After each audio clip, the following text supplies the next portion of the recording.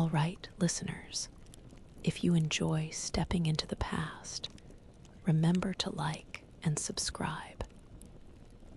And tell me who should travel next and in what year. Before we begin another journey, I would really love to know which state you are listening from and what time it is where you are. Let me know in the comments. Now, let's step back into a reality far removed from our own.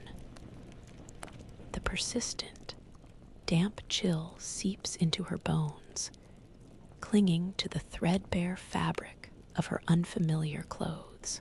A faint, metallic tang hangs in the air, a scent she can't quite place, mixed with the pervasive smell of boiled cabbage and old wood.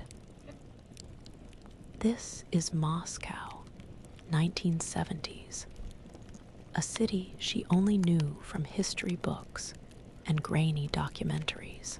She's a DJ, a connoisseur of sound, someone who lived by the beat drop and the crowd's energy. But here, the only discernible sound through the thin walls of this communal apartment is a dull, rhythmic thud, a muffled bass line from an unknown source. It's not the driving disco she knows, not the funk she loves to spin. It's heavy, monotonous, like a slow, deliberate heartbeat of a world she doesn't belong in. Her modern mind struggles to categorize the sound. Is it music, a machine, a neighbor working late? Her usual instinct to identify the track, to mix it, to feel its pulse, is completely disarmed. She presses her ear against the cool plaster, trying to discern melody, rhythm, anything familiar. There is nothing but the oppressive, distant drum. Her internal clock, so attuned to late-night sets and early morning commutes, is completely thrown off by the unchanging gray light filtering through a grimy window pane. There are no luminous digital displays, no precise timestamps. She relies on the sun, on the vague ebb and flow of noise from the other occupants of the communalka. The cramped space she now inhabits, a small room with a single cot and a heavy wardrobe, offers little solace. Every movement, every creak of the floorboards, every whispered argument from the adjoining rooms feels magnified. She sees the faded floral wallpaper, the sturdy but chipped porcelain sink in the shared kitchen, the heavy iron key that locks her small portion of this shared life. This isn't a studio apartment in Brooklyn. This is a testament to shared privation. Her modern sensibilities scream for personal space, for solitude, for the simple act of choosing her own playlist. Instead, she gets the collective hum of lives lived too close, too entwined. Her hands, accustomed to the delicate touch of a vinyl record, the precise flick of a crossfader, feel clumsy and useless. What good is an intuitive understanding of crowd psychology, or the ability to craft a perfect set list? In this world, she observes the other tenants, their stoic faces, their quiet movements. They speak in rapid Russian, a language she barely understands, each word a new wall between her and comprehension. She tries to mimic simple gestures, to understand their routines, searching for a rhythm to this new existence. The constant effort to simply understand drains her.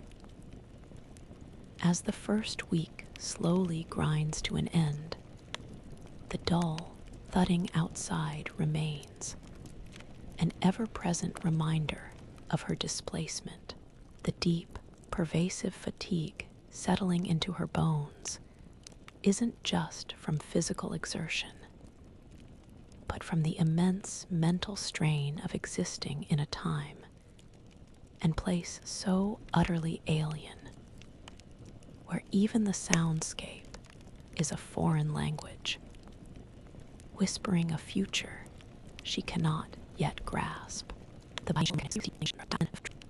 A prelude to the vast, subterranean world she is about to enter. It's a smell that somehow embodies the very concept of a great, impersonal machine. She finds herself pushed forward by a quiet, determined current of bodies, a silent river flowing deeper and deeper beneath the city streets. The grandeur of the stations, a testament to Soviet might and artistry, initially overwhelms her. Marble, mosaics, chandeliers. It's an underground palace, a stark contrast to the utilitarian efficiency of the transit systems she knows from her own time. But the beauty is overshadowed by the sheer volume of people. A sea of mostly gray, beige, and muted brown coats. Her DJ's eye, trained to pick out vibrant individuals, to spot the trendsetters and the wallflowers, finds little to latch onto here. Everyone seems to blend, to merge, to become part of the collective whole. Her modern assumptions about personal space and individual expression are instantly challenged. There's no jostling or apologies, just a seamless, quiet pressure. Her instinct to seek out eye contact, to offer a polite nod, is met with unreadable gazes that slide past her. The silence, broken only by the rumble of approaching trains and the occasional hushed announcement, feels heavy, almost watchful. This isn't the vibrant, cacophonous energy of a club crowd she can manipulate and respond to. This is a disciplined, orderly throng, moving with a purpose she doesn't fully comprehend. She clutches her small, worn bag tighter, an unconscious gesture of self-preservation. Her awareness, usually heightened to the nuances of a track's bass line or a room's atmosphere, is now hyper-focused on simple survival. Following the flow, deciphering the Cyrillic signs, trying not to look lost, or worse, conspicuous. The rhythmic rumbling of the train as it hurtles through the tunnels is the only predictable beat in this new symphony of disorientation. She listens, not for pleasure, but for reassurance, for any pattern that might suggest order in her increasingly chaotic existence. Her skills, so valuable in her own time for sensing and shaping the mood of a room, are a liability here. She's searching for enthusiasm, for spontaneity, for the kind of subtle signals that tell her a crowd is ready for a drop. But here, the emotional landscape is flat, carefully controlled. The metallic tang of the metro air now seems infused with a subtle, pervasive apprehension, a low-frequency hum of caution that everyone around her seems to implicitly understand, and which she, the outsider, is just beginning to feel seep into her own consciousness.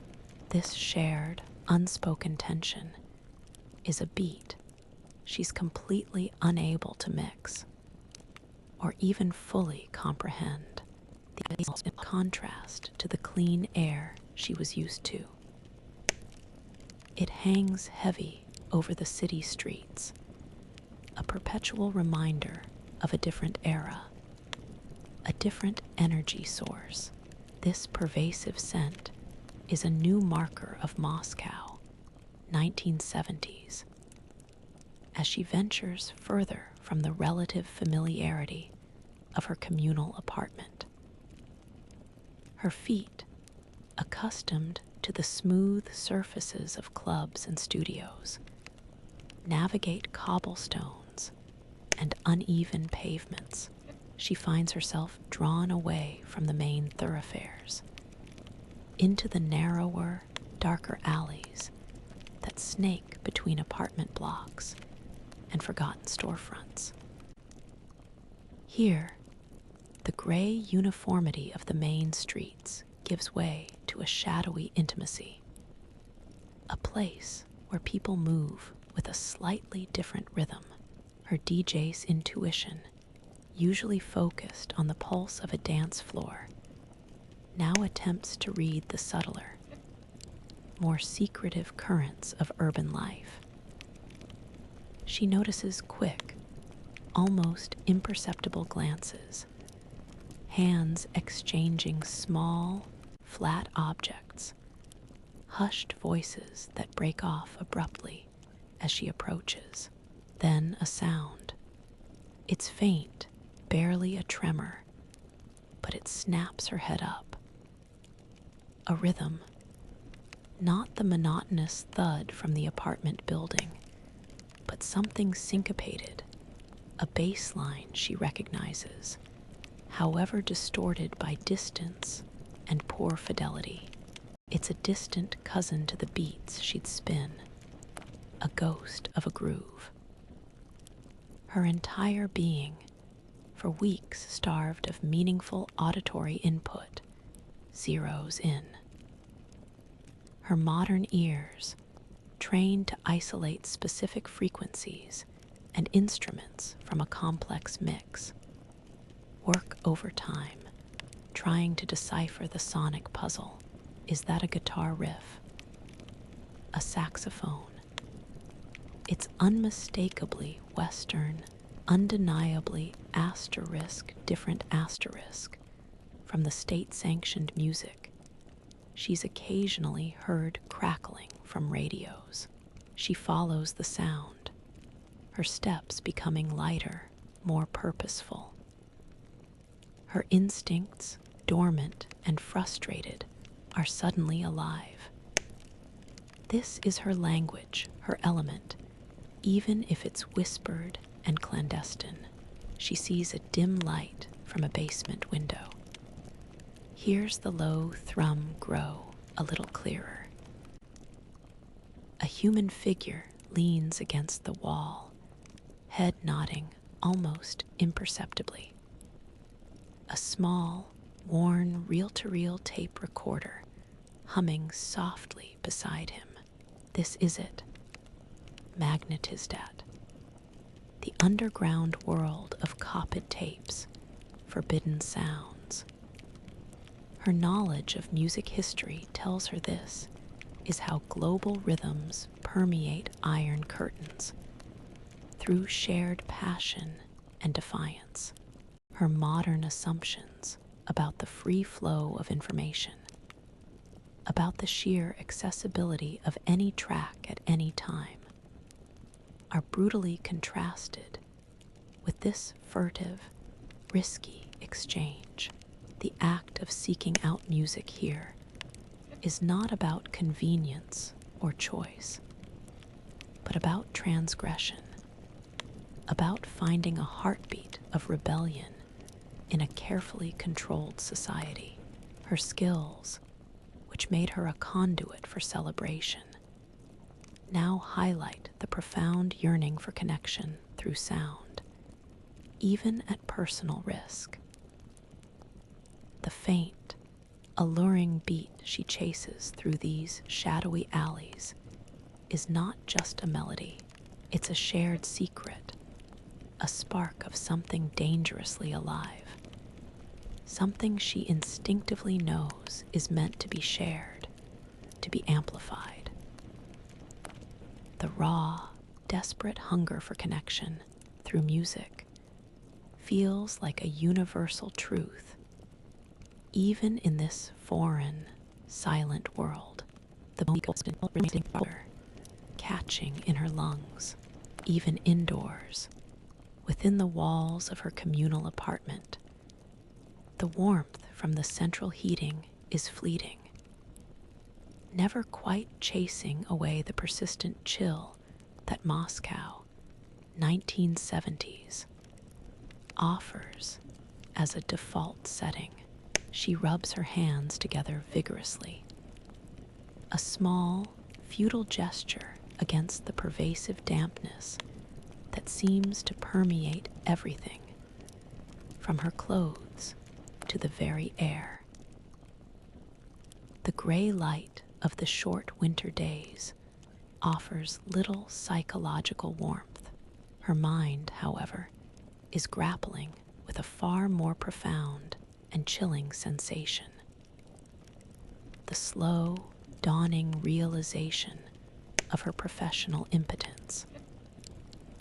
After witnessing the crude, yet vital, reel-to-reel tape decks used for asterisk magnetistat in the shadowy alleys just last week, an inescapable truth has begun to crystallize with painful clarity.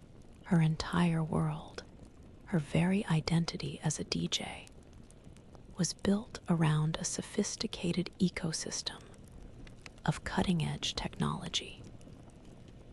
She observes a worn, utilitarian record player in a neighbor's apartment, a clunky, almost toy-like device made of Bakelite and basic components, its single speaker crackling with state-approved tunes.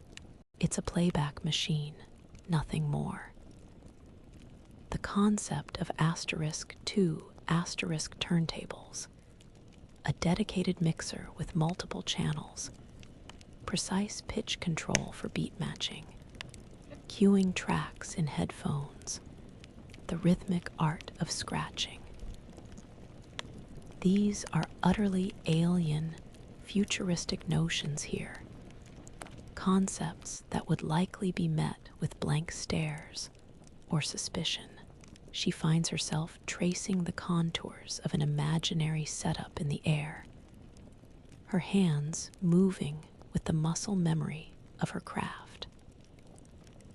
The heavy, balanced platter of a Technics 1200, the tactile precision of a fader, the satisfying thwack of a new record dropped onto felt, the careful placement of a needle onto a groove.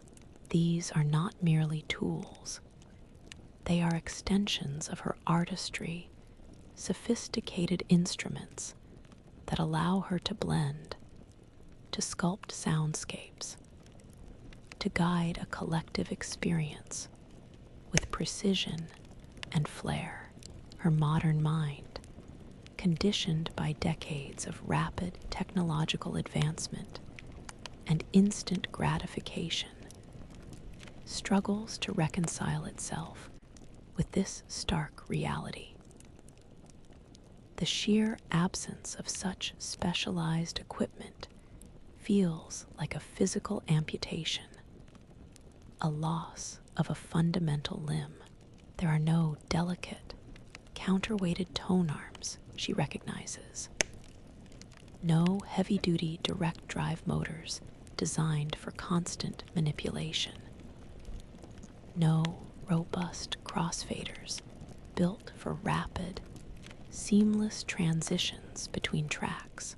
The local turntables are simply record players, designed for passive, sequential listening, not for the dynamic, real-time performance of a DJ.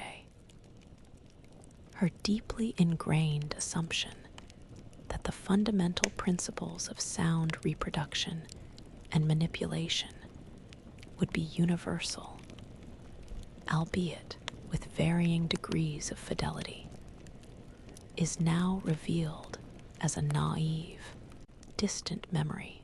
Here in Soviet Moscow, her skills are not just unappreciated or niche, they are functionally obsolete because the very apparatus required for their expression does not exist in this time, in this place, in the way she understands it.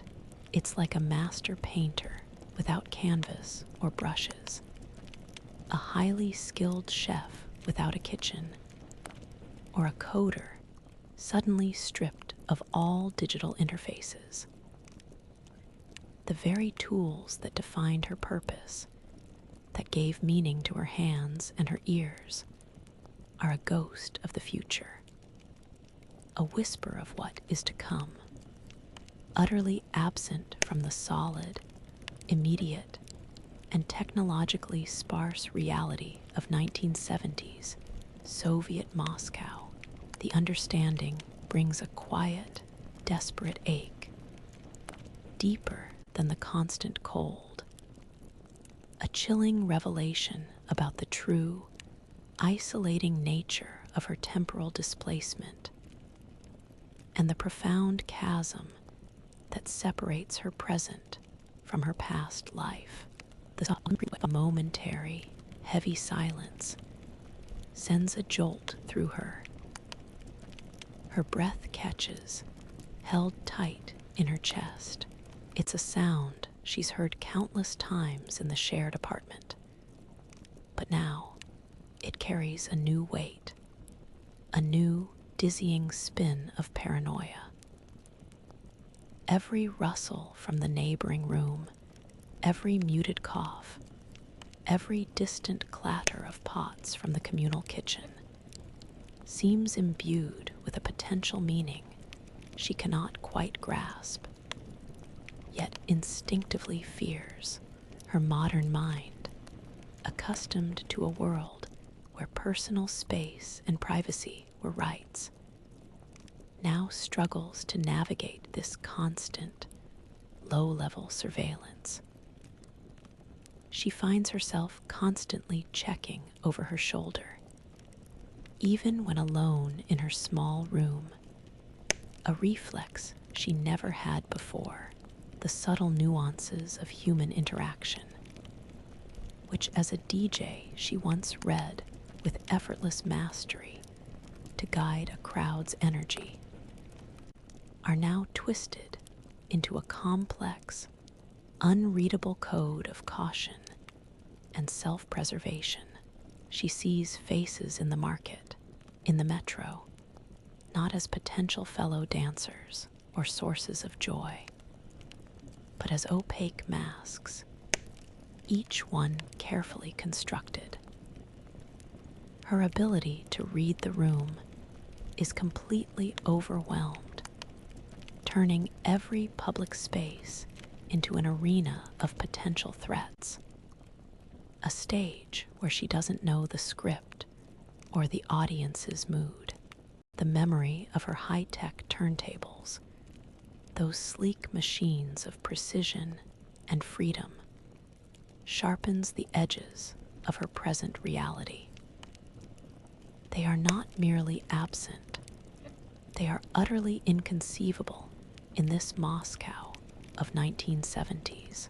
The realization hits with the force of a physical blow.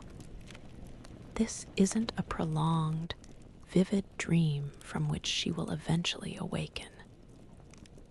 There is no waking up. This is the new, stark reality.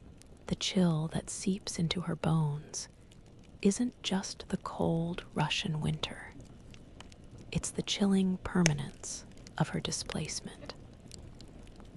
The knowledge that the future she came from is an unimaginable fiction here, and the past she now inhabits is her inescapable present, settles deep within her, her professional instinct to bring people together through shared rhythm, to create moments of collective euphoria, now feels like a dangerous, subversive impulse.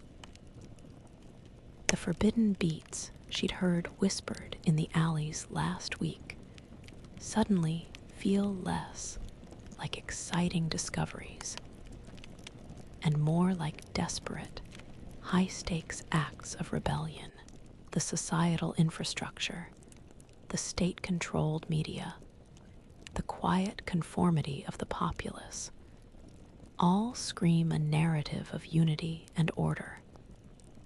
But beneath it, she perceives a constant, unspoken tension, a deep-seated fear that keeps the rhythms muted and the expressions carefully contained. Her modern assumptions about transparent communication and the freedom to pursue art are shattered, replaced by the heavy weight of an existence where every movement feels observed, every thought potentially judged, and every spontaneous impulse must be carefully, cautiously reined in. The weight of this understanding, the sheer immensity of its truth, feels like a constant, low-frequency hum of dread, a chilling new soundtrack to her life, industrial scent that now accompanies the rhythmic, unceasing clatter.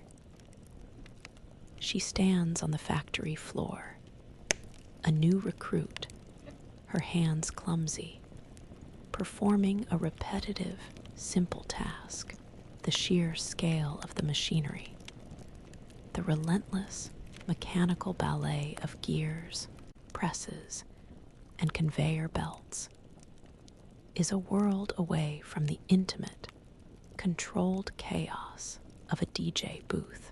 But surprisingly, after weeks of disorienting silence, oppressive quiet, and the abstract dread of Moscow, 1970s, there's a strange, almost hypnotic solace in the predictable, dull beat of the factory. Her ears, once tuned to the intricate layers of a house track, the subtle syncopation of a disco groove, now find a different kind of rhythm here. It's a heavy, monotonous pulse. Thunk, clatter, whir, asterisk. A colossal press descends, releasing a compressed hiss of air, followed by the metallic echo of impact. Then, a conveyor belt shudders forward, carrying its load, followed by the scrape and clang of materials being repositioned. It is a symphony of industry, raw and unpolished, yet utterly consistent. Her modern brain, starved of musical structure, latches onto this. It's not a beat she can dance to or mix, but it is a beat nonetheless. It's a constant, grounding presence. The relentless tempo offers a strange kind of liberation from the swirling paranoia that had consumed her. Here, amidst the deafening din, there's less space for the silent judgments, the watchful eyes, the unspoken rules of the outside world. The machinery dictates the pace, demanding her focus, pulling her into its predictable cycle. Her hands, still awkward, slowly learn the precise movements required for her task. Synchronizing with the factory's rhythm, she feels the vibration of the floor beneath her worn boots, a tangible connection to the massive, living entity that is this industrial complex. Her DJ skills, while useless for actual music production, find an unexpected, primitive application. She subconsciously begins to categorize the factory sounds. The low, consistent hum of the main generators, the sharper, percussive strikes of the presses, the rising and falling whine of specific tools. It's not music, no, but it is an auditory landscape with its own internal logic, its own predictable patterns. She recognizes the subtle shifts in tempo if a machine is struggling, the slightly off-kilter clatter that might signal an issue. This observational ear, honed for discerning sonic perfection, now serves a different purpose, a nascent understanding of the machinery's health, a form of basic, intuitive diagnostics. Her modern assumptions about stimulating, varied work environments are completely obliterated by the repetitive nature of the labor. Yet, this very predictability, this absence of surprise or ambiguity, provides a paradoxical comfort. The factory's unchanging rhythm becomes a bulwark against the terrifying unpredictability of her new life. A steady, unwavering pulse in a world that constantly shifts beneath her feet. It's not joy she feels, but a fragile sense of grounding, a brief respite from the profound disorientation, allowing her to simply be asterisk in this moment, held by the relentless, reassuring beat of labor, a rhythm that doesn't demand interpretation, only participation. The faint sound cuts through the low hum of the apartment, a static-laced whisper that pulls her from the mundane routine of communal life. It's coming from the corner, where an old Bakelite radio, with its glowing green magic eye tuning indicator, sits on a small, doily-covered table. An elderly neighbor, her face etched with the lines of years, gently adjusts the large, circular dial, her movements precise, almost reverent. This isn't the cacophonous factory floor, nor the muted dread of the metro. This is a quiet, clandestine ritual unfolding in the heart of Moscow, 1970s. Then, through the veil of interference, a series of notes emerge, a guitar riff, clean and distinctive, followed by a familiar, soaring vocal. Her breath hitches. It's faint, distorted, battling the insistent asterisk, SHHH asterisk of static, and the high-pitched whine of jamming signals. But it's undeniably it, a melody from her own time, a song she has heard countless times, a track that, in another life, she might have artfully dropped into a set. Her modern ears, trained to dissect a sound wave, to separate instruments and identify producers, instantly recognize the signature arrangement, the unique timbre of the singer's voice. It's a ghost from her future, undeniably present. A profound jolt of something akin to joy, a sensation long forgotten, courses through her. Her hands, calloused from factory work, involuntarily twitch, a phantom urge to adjust levels, to clean up the signal, to enhance the sound. She understands, with a sudden, aching clarity, the immense effort and risk involved in receiving such a broadcast. This isn't just music. It's a sliver of the outside world, a clandestine transmission bypassing the Iron Curtain, smuggled into the airwaves despite official attempts to block it. This is a lifeline, a message in a bottle.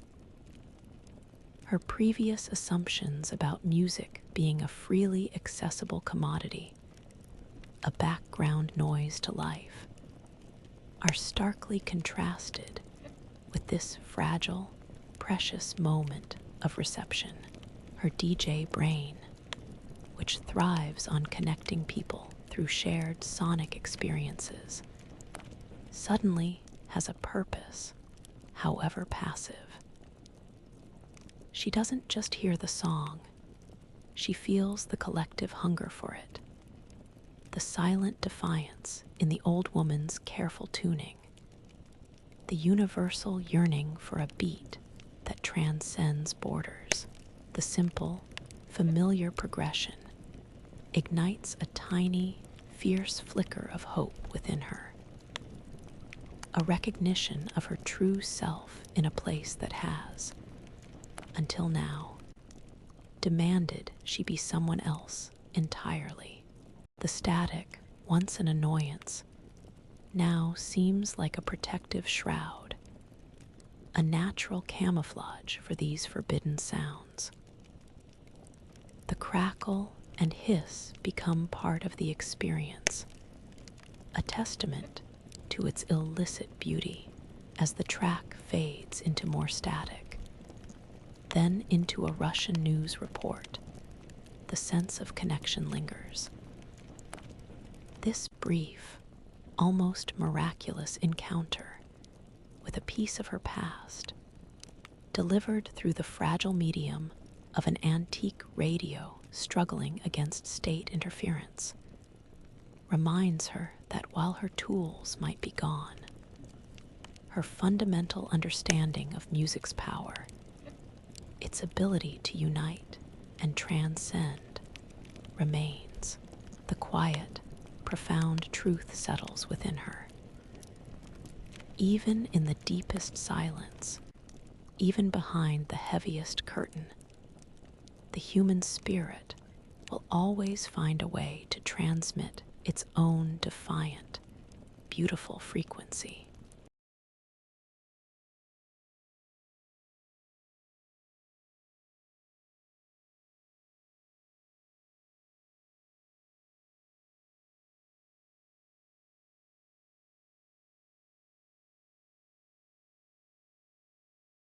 The shared warmth of a chipped porcelain cup spreads through her cold fingers, a small, welcome comfort in the dimly lit corner of a bustling, yet somehow subdued, cafe. The sharp, slightly bitter scent of strong, cheap black tea fills her nostrils, a familiar aroma that now signifies more than just a morning brew. It's the scent of a meeting, a clandestine understanding in Moscow, 1970s. Across the small, wobbly table sits a man, his eyes darting subtly, never quite resting, but always returning to her with a knowing glint. Her modern instincts, honed by years of reading club crowds and sensing unspoken connections, immediately recognize the subtle cues. The slight lean forward, the almost imperceptible flick of his gaze towards the door, the way his fingers tap a silent, irregular rhythm against his own teacup. This isn't the direct, open communication of her world, but a highly refined dance of implication and suggestion. He represents the undercurrents she'd been sensing, the whispers of an alternate economy, the asterisk fartsavka asterisk, where goods and ideas flowed outside official channels. She offers a carefully practiced, almost imperceptible nod, a gesture she's observed others use, and he mirrors it. Her heart, which had thrummed with paranoia just weeks ago, now pulses with a different kind of beat, a slow, controlled excitement, a sense of purpose. Her professional life as a DJ wasn't just about playing music. It was about understanding flow, about anticipating desires, about connecting disparate elements into a cohesive, compelling whole. Here, these skills translate into navigating an environment where information is currency, and trust is the most valuable commodity.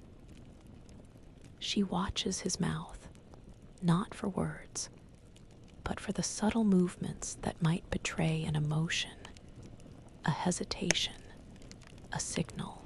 Her modern assumptions about transactions are challenged. There are no clear price tags, no formal negotiations. It's all about unspoken understanding, about reading the flicker in his eyes as she makes a subtle motion with her hand, indicating the size and shape of a reel-to-reel tape, a silent inquiry for forbidden Western music. Her mind works like a mixing board, constantly adjusting, analyzing inputs, trying to find the perfect blend of caution and curiosity. She can't directly ask for specific artists or genres without risking too much. So she communicates through the universal language of a shared secret, a mutual craving for something other asterisk. He responds with a similarly understated gesture, a slight tilt of his head towards a heavy, worn satchel at his feet, then a swift, almost imperceptible shake of his head. No new tapes today, but then a barely there shrug of his shoulders, accompanied by a quick, almost apologetic smile that barely reaches his eyes, hints at possibilities in the near future. It's a language of glances and nuanced body English, a rhythmic give and take that feels strangely familiar to the back and forth of a well-executed DJ set. The silent communication passes between them like a perfectly timed beat, a shared understanding of risk and desire. As the lukewarm tea settles in her stomach, a profound truth emerges. In a society that seeks to standardize and control, the deepest connections, the most vital exchanges, occur in these shadowy spaces, fueled by shared whispers and knowing glances. Her once dominant skills in crafting auditory experiences now find an unexpected resonance in crafting these silent, high-stakes interactions, demonstrating that the human need for expression and connection will always find its own rhythm, even if it has to be played in a minor key. A tangible signature of something that once worked, but now lies dormant. She kneels beside a bulky, rectangular object, a Soviet-made amplifier, its casing a dull gray metal, scratched and dented from years of service. It hums with the silence of broken circuitry. This is Moscow, 1970s, where repair, not replacement, is the creed. Her hands, calloused from the rhythmic monotony of the factory, now hover over a set of crude tools. A screwdriver with a worn wooden handle, a pair of pliers, and a roll of ancient-looking electrical tape. A neighbor, the one who sometimes played the clandestine radio, had gestured towards the dead amplifier with a look of quiet resignation, a universal plea for assistance. Her modern mind, instantly assessing the unit's age and primitive construction, knows there are no circuit diagrams, no YouTube tutorials for this relic. Yet, a dormant part of her, the practical, problem-solving mind of a DJ constantly troubleshooting sound systems, flickers awake. She's dealt with buzzing inputs, dead channels, and temperamental power supplies her entire professional life.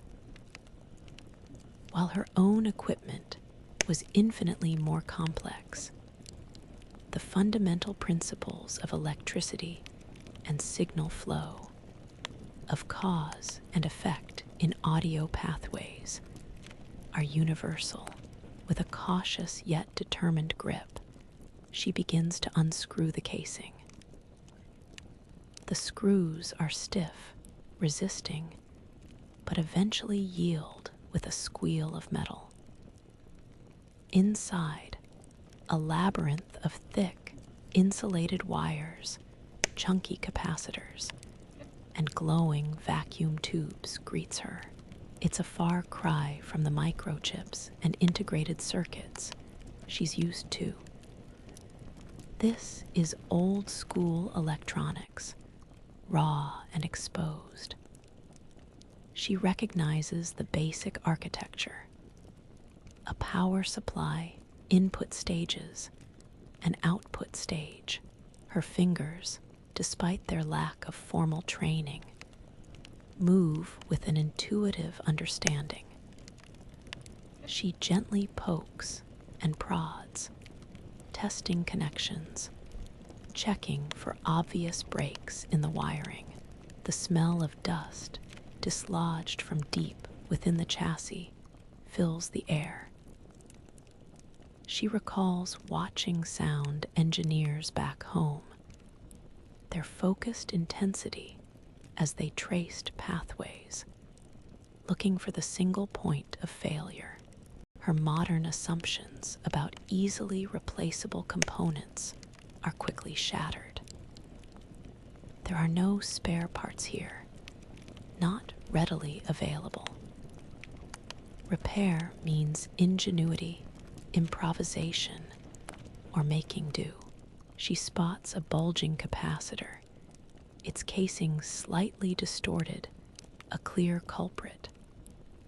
Her heart gives a small, hopeful thump. This is a fixable problem, a tangible challenge her hands can grasp. The challenge isn't just about restoring sound. It's about proving her unexpected utility in this foreign world, transforming her abstract understanding of audio into concrete, practical assistance. she uses a small, borrowed soldering iron. Its tip crude and unwieldy compared to her modern tools, carefully melting the ancient solder, extracting the faulty component. Her movements are slow, deliberate, each action a focused effort of will, drawing on an unforgotten, latent understanding of electrical flow. The pathway's sound travels. As the week progresses, the rhythmic factory sounds still fill her working hours, but the evenings in the apartment take on a new, focused intensity. The amplifier becomes her project, a puzzle demanding resolution. Her hands, remembering forgotten electrical pathways from years of connecting, disconnecting, and troubleshooting complex DJ setups, slowly bring order to the chaos of wires. The work is painstaking, the parts difficult to source. A friend of the neighbor eventually procures a suitable replacement capacitor from an unknown source. But the process itself is a revelation. It reminds her that even without her sophisticated decks, she possesses a fundamental understanding of how sound moves through a system, a knowledge that transcends the era. The quiet, profound truth settles within her.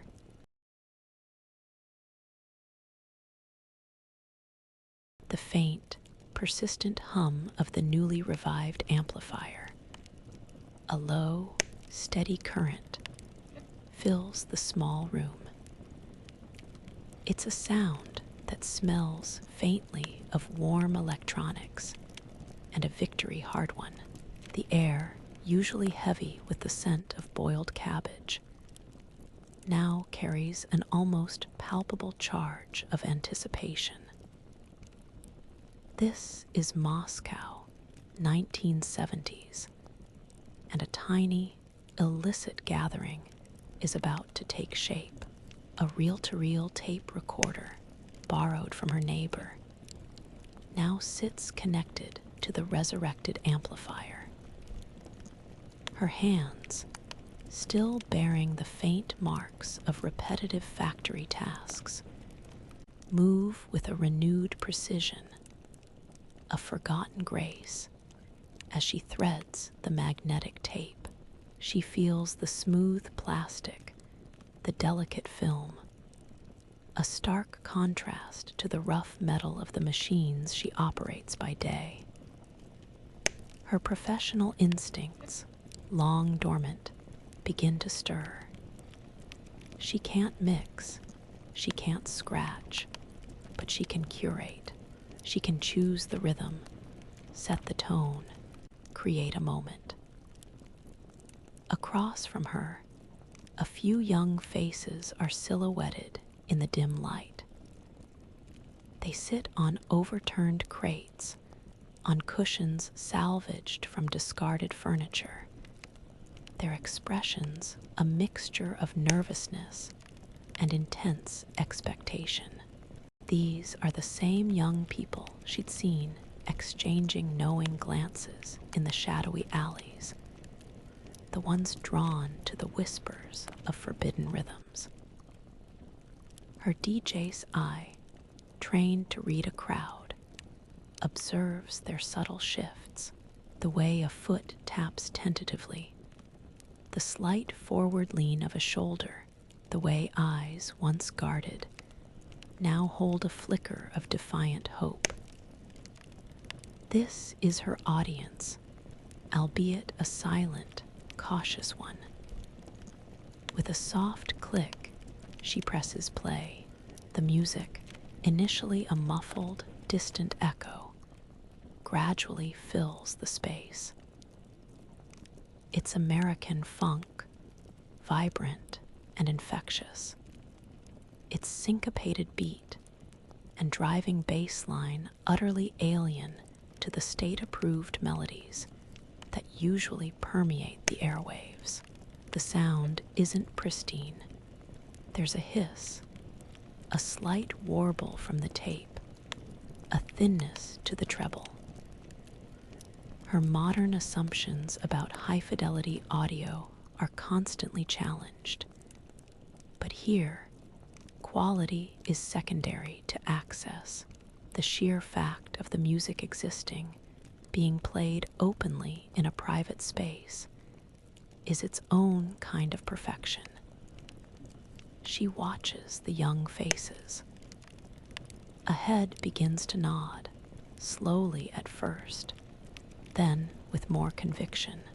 A pair of eyes, wide and luminous, lock onto hers, a shared moment of hushed approval passing between them.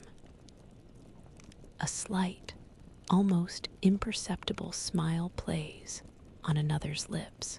It's not the roaring applause of a packed club, not the ecstatic dance of 1,000 bodies, but these small, subtle gestures are louder than any cheer. It is a tiny victory, a shared breath of forbidden air in a stifling cultural landscape where such sounds are considered ideological poison.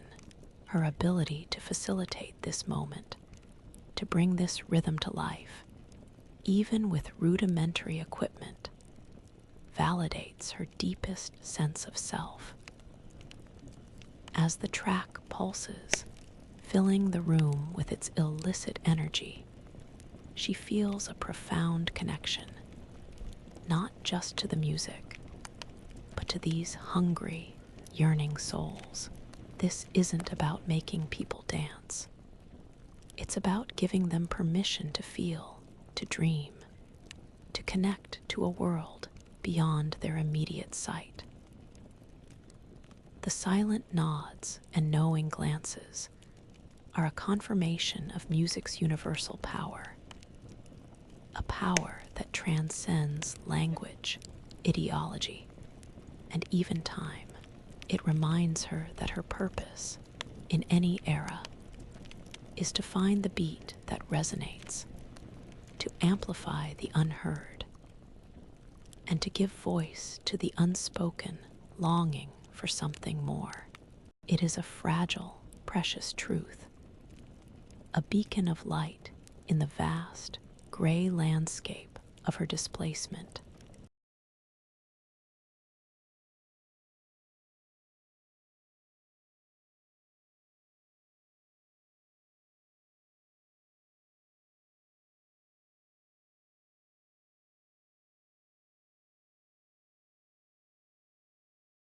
The air in the dimly lit basement is thick, a heavy blend of stale cigarette smoke, sweat, and something else.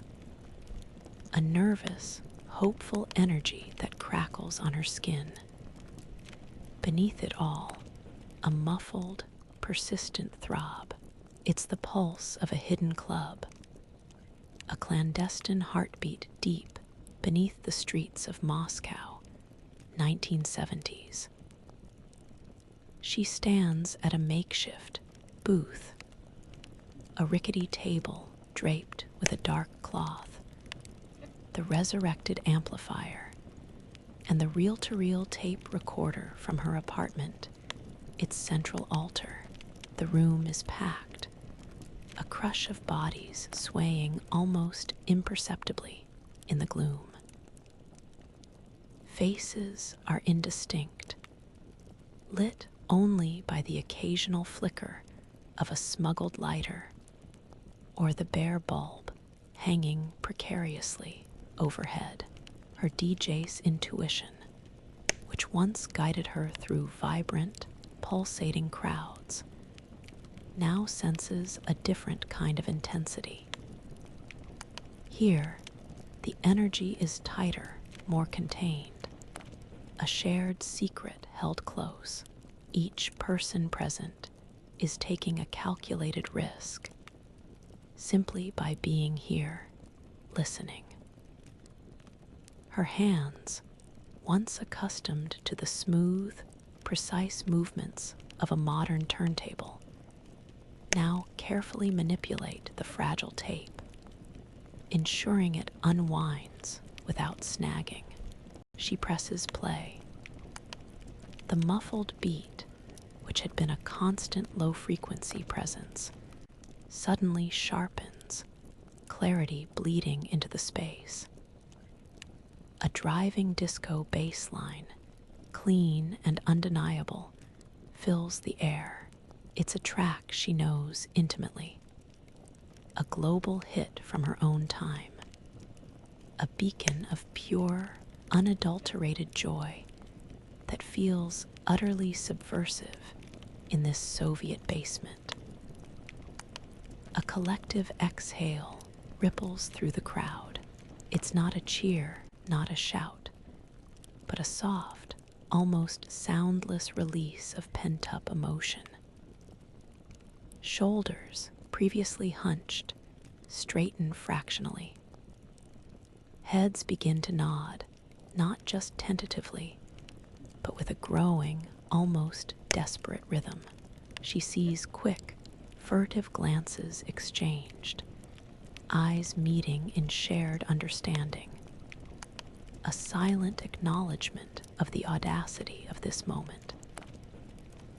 A few brave souls begin to sway.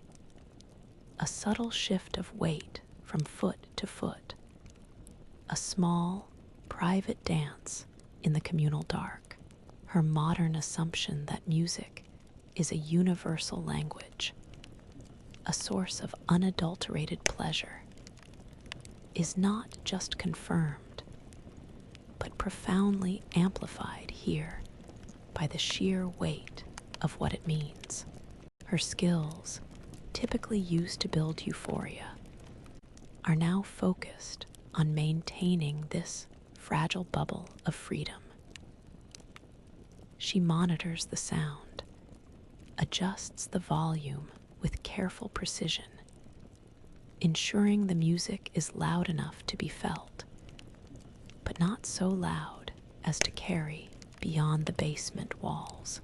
Every beat, every synth line, every vocal hook of the forbidden track is absorbed, transformed from simple sound into a shared act of quiet defiance.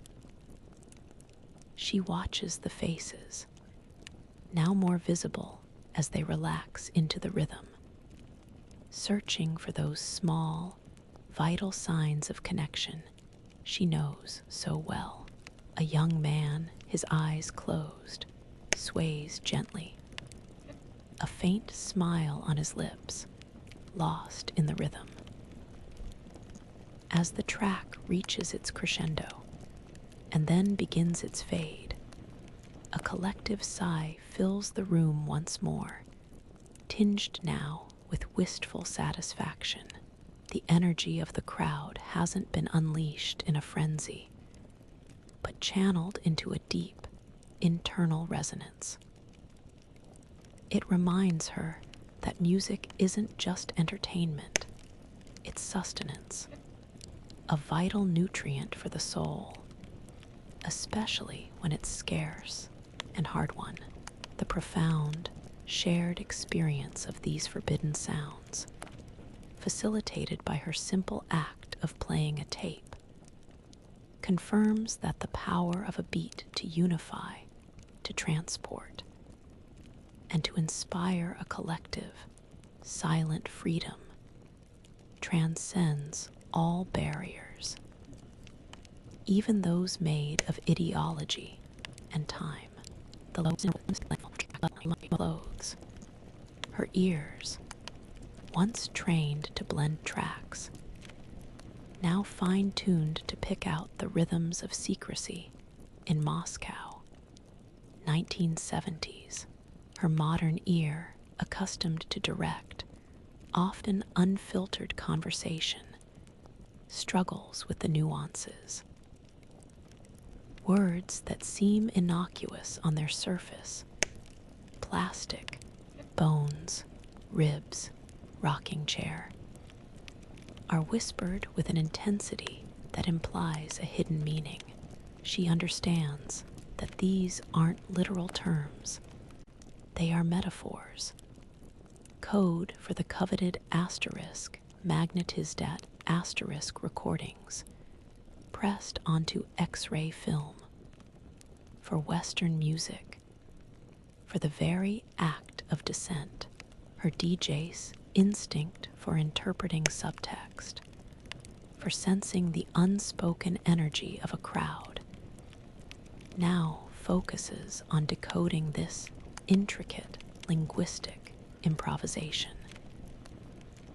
She watches the speaker's eyes, the way a shoulder might subtly turn, the quick, conspiratorial nod between two people.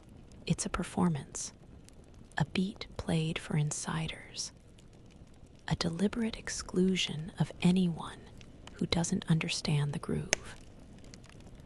She observes a group of young men huddled together, their heads close, their voices barely audible above the low thrum of the smuggled music. One boy makes a gesture, a quick, almost imperceptible flick of his thumb, and another responds with a barely there tilt of his chin. A silent agreement, a confirmation of loyalty, passes between them. It's a form of communication more complex than any verbal exchange she's ever witnessed. A survival mechanism born of necessity in a society where frankness can be dangerous. Her professional life in the future taught her how to build bridges with sound. Here, she's learning how to build walls with language and how to scale them. Her modern assumptions about trust, about open social networks, are profoundly challenged. In her world, information flows freely, and sincerity is often worn on the sleeve. Here, trust is a precious, carefully earned commodity, communicated through a delicate series of nonverbal cues and coded phrases. The absence of direct eye contact from strangers, once a source of her paranoia, now seems like a protective measure, a universal agreement to remain unread. But within this inner circle, among those who share the secret rhythm, eye contact becomes deeply significant, a quick, charged connection that affirms a shared understanding and a mutual risk.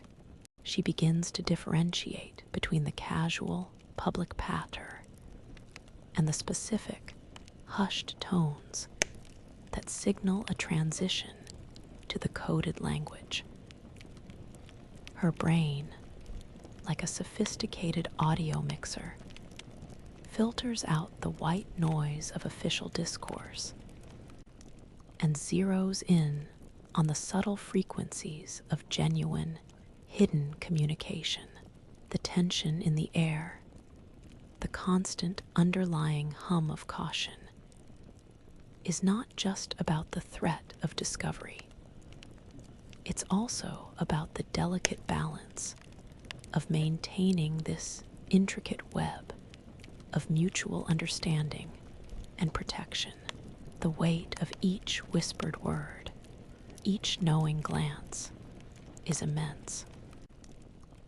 As the week passes, the intricate dance of coded slang, the unspoken language of this hidden community, becomes less opaque. She's not fluent, not yet, but she is starting to grasp the rhythm, the flow, the implicit beats that indicate who belongs and who doesn't. It's a profound shift in perception, a realization that loyalty isn't always declared aloud, but often expressed in the quietest, most subtle rhythms of human interaction. A fragile melody of shared secrets played out in the shadows of an oppressive reality. From the city's usual coal smoke and boiled cabbage fills her lungs. It's accompanied by the hushed murmur of an expectant crowd. Then the delicate, almost fragile asterisk tap-tap asterisk of an oboe tuning, followed by the low growl of cellos. She sits, uncomfortably formal, in a grand concert hall in Moscow, 1970s. A place of official culture, far removed from the clandestine pulse of her underground world.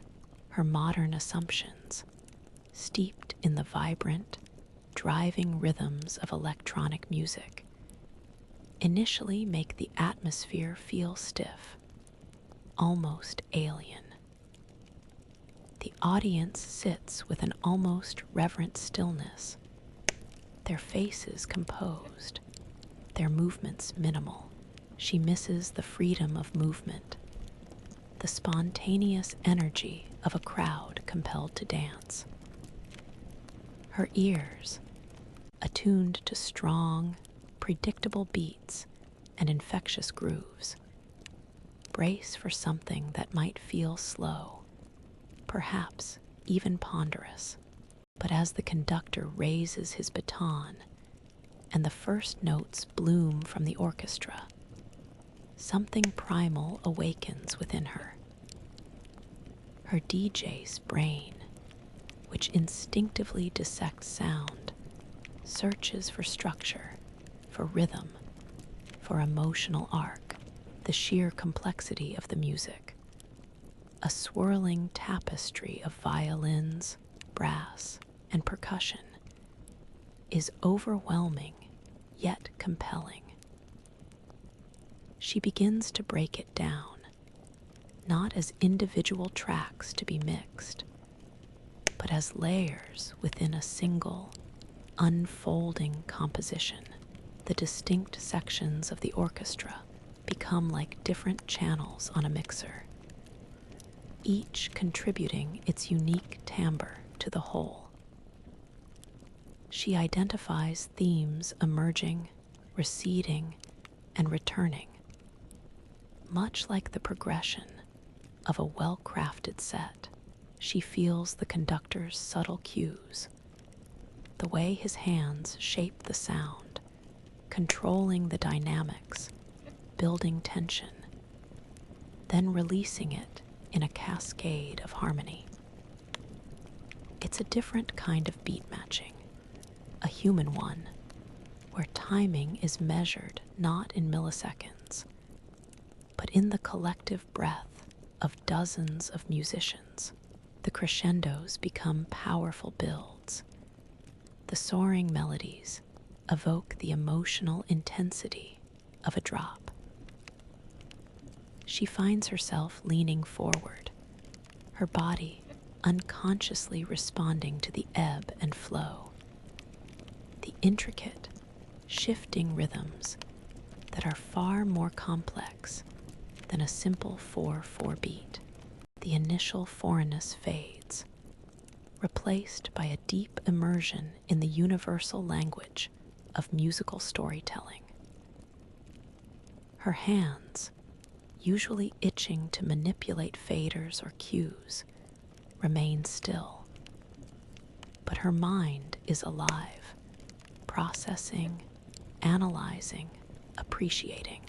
This isn't the raw, visceral energy of a club, but a profound, cerebral experience, a demonstration of human collaboration on an epic scale. The unexpected beauty of this foreign masterpiece expands her understanding of rhythm itself, demonstrating that its essence lies not just in repetition, but in patterns, intention, and release, in the careful interplay of disparate elements, creating a unified, powerful statement. The beauty isn't solely in the sound, but in the collective human effort, a shared vulnerability and triumph that transcends cultural divides, reminding her that music, in all its forms, always seeks to stir the soul, to connect, and to resonate with the deepest parts of our shared humanity.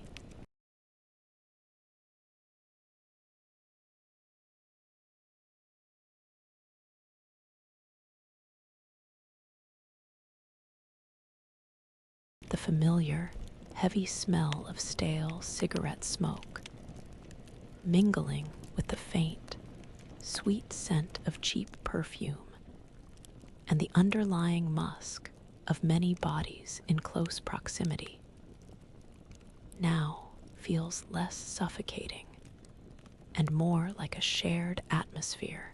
She's back in the hidden basement club, the rhythmic, muffled throb of forbidden disco vibrating through the floorboards. This is Moscow, 1970s, where shared danger forges a unique bond. She stands by her makeshift sound station, carefully switching out a tape. Her movements are no longer hesitant, but carry a quiet confidence, born of several successful clandestine evenings. The space is fuller tonight, the energy a little looser, a subtle ripple of joy replacing the initial trepidation she'd observed. Her DJ's eye scans the crowded, smoky room, not with the previous paranoia, but with a new understanding, a sense of belonging. She notices how certain faces light up as a new track begins, how a spontaneous hand clasp or a quick, shared sway ignites a connection. Mid-set, as a particularly infectious groove takes hold, she glances up.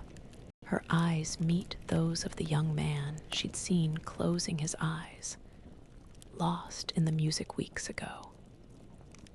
He's standing near the edge of the small, unofficial dance floor, now moving with a confident, rhythmic ease. And then it happens. A genuine smile, wide and unburdened, breaks across his face. A flash of pure, unadulterated pleasure that seems to cut through the hazy smoke. It's directed at her, a silent, powerful acknowledgement of the shared moment, the collective risk, the pure, unadulterated joy she is helping to facilitate. Her heart gives a small, unexpected lurch. In her past life, smiles were common, often fleeting, a given in the celebratory atmosphere of a club. Here, a smile like this feels like a profound gift, a testament to a deep, unspoken trust. It's a genuine connection, forged not through words, but through shared experience and mutual vulnerability. Her modern assumptions about fleeting social interactions are replaced by an understanding of profound, lasting bonds formed under pressure.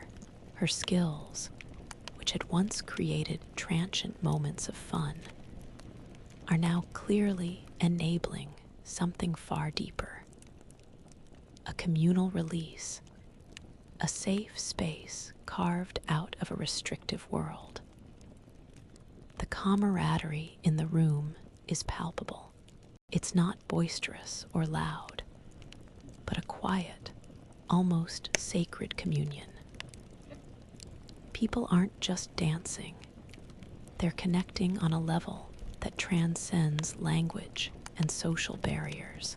The underlying beat of the disco track is the pulse of their shared secret, the rhythm of their collective defiance.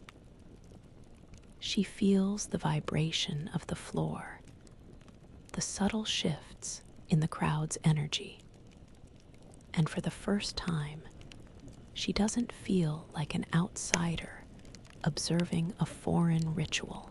She is an integral part of this intricate, delicate ecosystem. As the night deepens and the air grows heavier, the meaning of that smile, that flash of genuine connection, resonates deeply within her. It's more than just gratitude for the music. It's a recognition of the shared burden, the mutual understanding that binds them. It reminds her that true connection, whether through music or quiet glances, often blossoms most fiercely in the fertile ground of shared adversity. The deep, comforting truth settles within her. In a world where overt expressions of joy and freedom are suppressed, the quiet camaraderie of shared danger, illuminated by a genuine smile across a crowded, smoky room, becomes a powerful, resonant beat, a testament to the enduring human need for connection.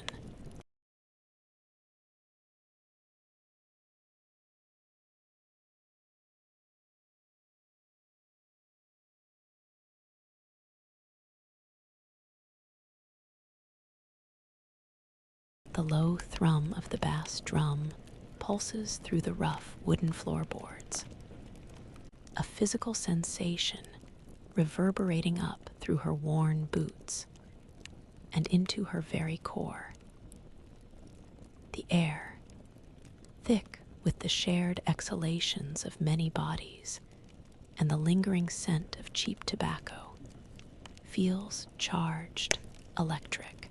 Tonight, in this hidden basement club in Moscow, 1970s, something fundamental has shifted. She stands behind her makeshift control station, the reel-to-reel tape machine now almost an extension of her hands. Her fingers, no longer fumbling, deftly switch between tapes, the movements fluid and instinctive. There's a new rhythm to her own actions, a quiet confidence that wasn't there weeks ago. Her gaze sweeps over the crowd, no longer searching for threats, but for connection, for that subtle, collective pulse that signifies a room in motion. She feels it. The energy is undeniable, a swirling current of liberated spirit. A new track begins, a deep funk groove from across the iron curtain, its infectious beat immediately taking hold. A subtle ripple moves through the room. Hips begin to sway with a less restrained abandon. Shoulders loosen, arms rise tentatively, then with more conviction. She watches, a silent conductor, as the individual movements of dozens of people begin to synchronize, coalesce.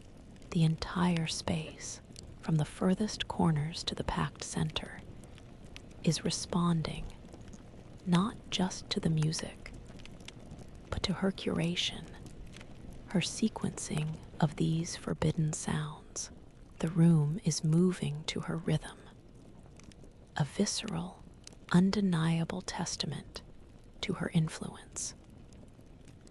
This isn't the calculated, often detached control of a modern DJ, manipulating state-of-the-art equipment. This is raw human connection, born of shared yearning and mutual risk.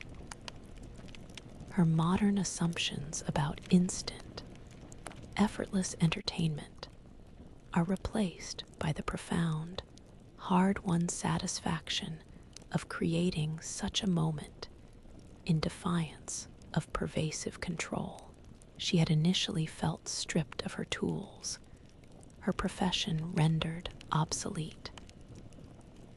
But here, with just a simple tape player and a Mendied amplifier, her core skill, the ability to read a room, to intuit its desires, to guide its emotional journey through sound, has not only survived, but thrived.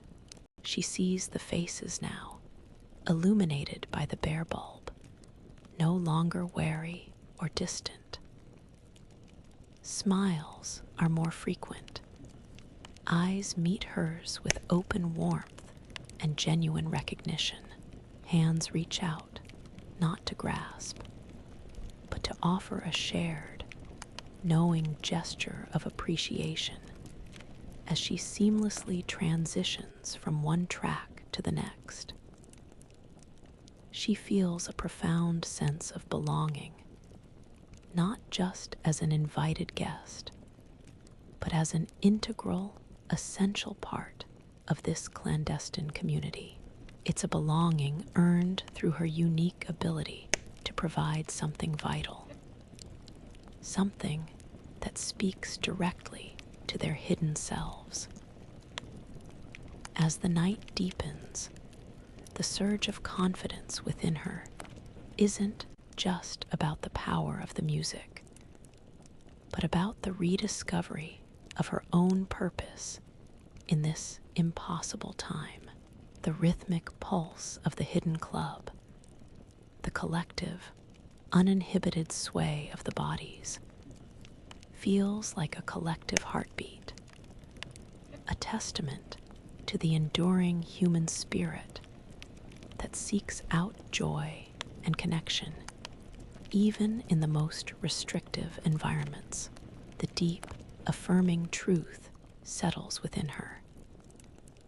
Her calling wasn't just about turntables and technology, but about understanding the universal language of rhythm and wielding its power to bring people together, making her a vital, resonant voice in this unexpected chapter of her life. A droning male voice recites news, statistics, and proclamations.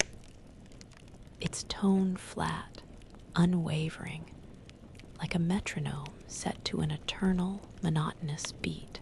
After weeks of honing her ear to the subtle rhythms of clandestine communication and the vibrant pulse of forbidden music, her perception of this official soundscape has fundamentally changed.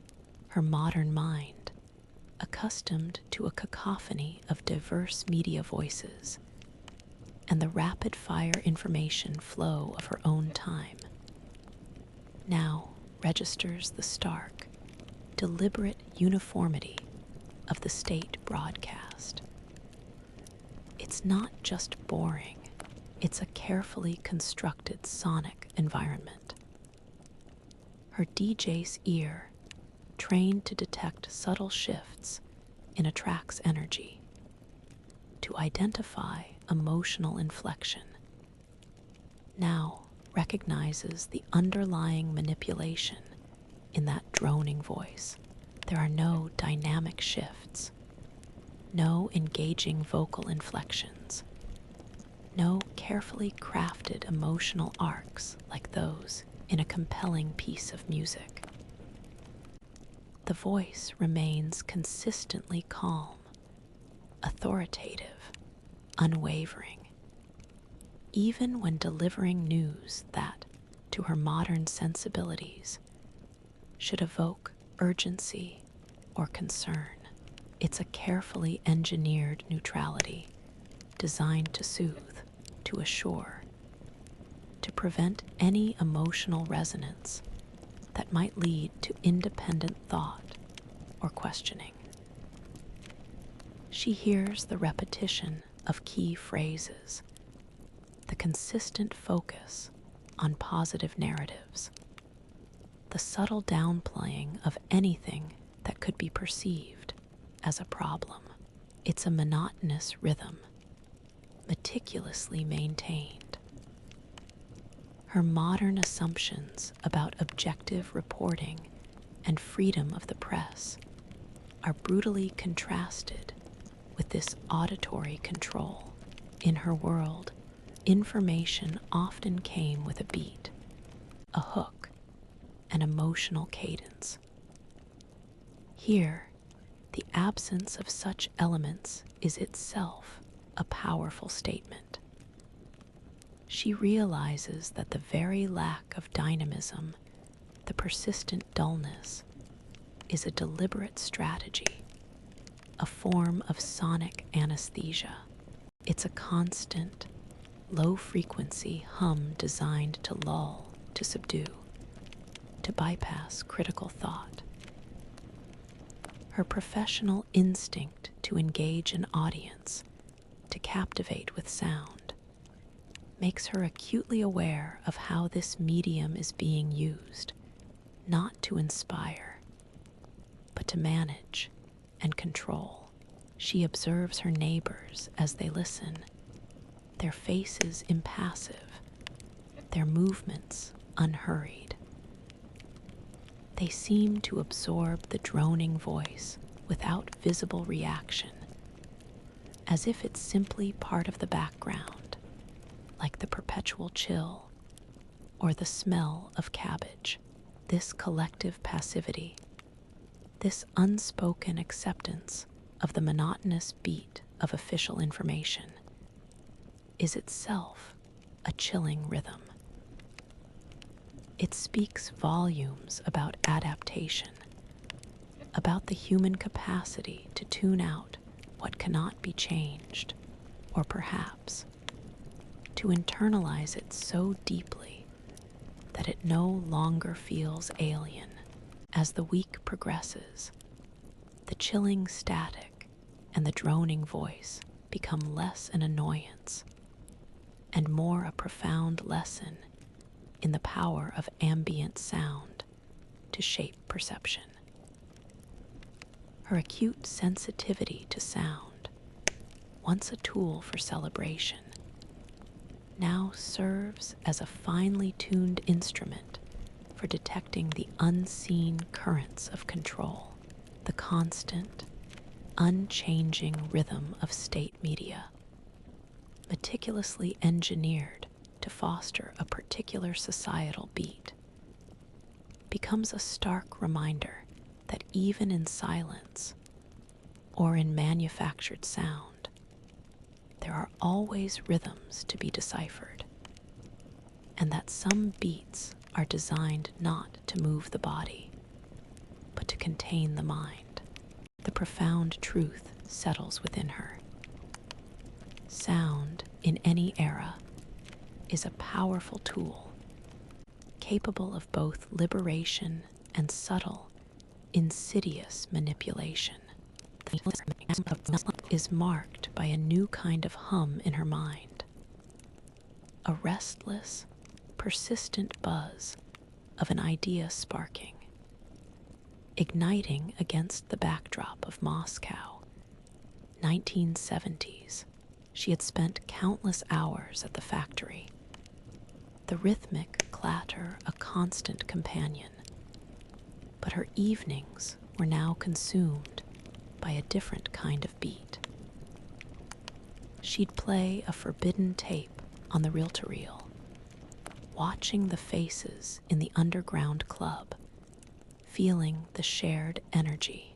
But every time a tape ended, there was that jarring silence, that brief, awkward pause as she fumbled to switch to the next reel. It broke the flow, shattered the illusion, pulled everyone back to the stark reality of their limited setup. Her DJ soul, honed on seamless transitions and uninterrupted grooves, rebelled against this inefficiency. Her modern mind, flooded with memories of multi-channel mixers and lightning-fast crossfades, began to churn. She might not have her advanced equipment, but the asterisk principles of audio signal manipulation remained.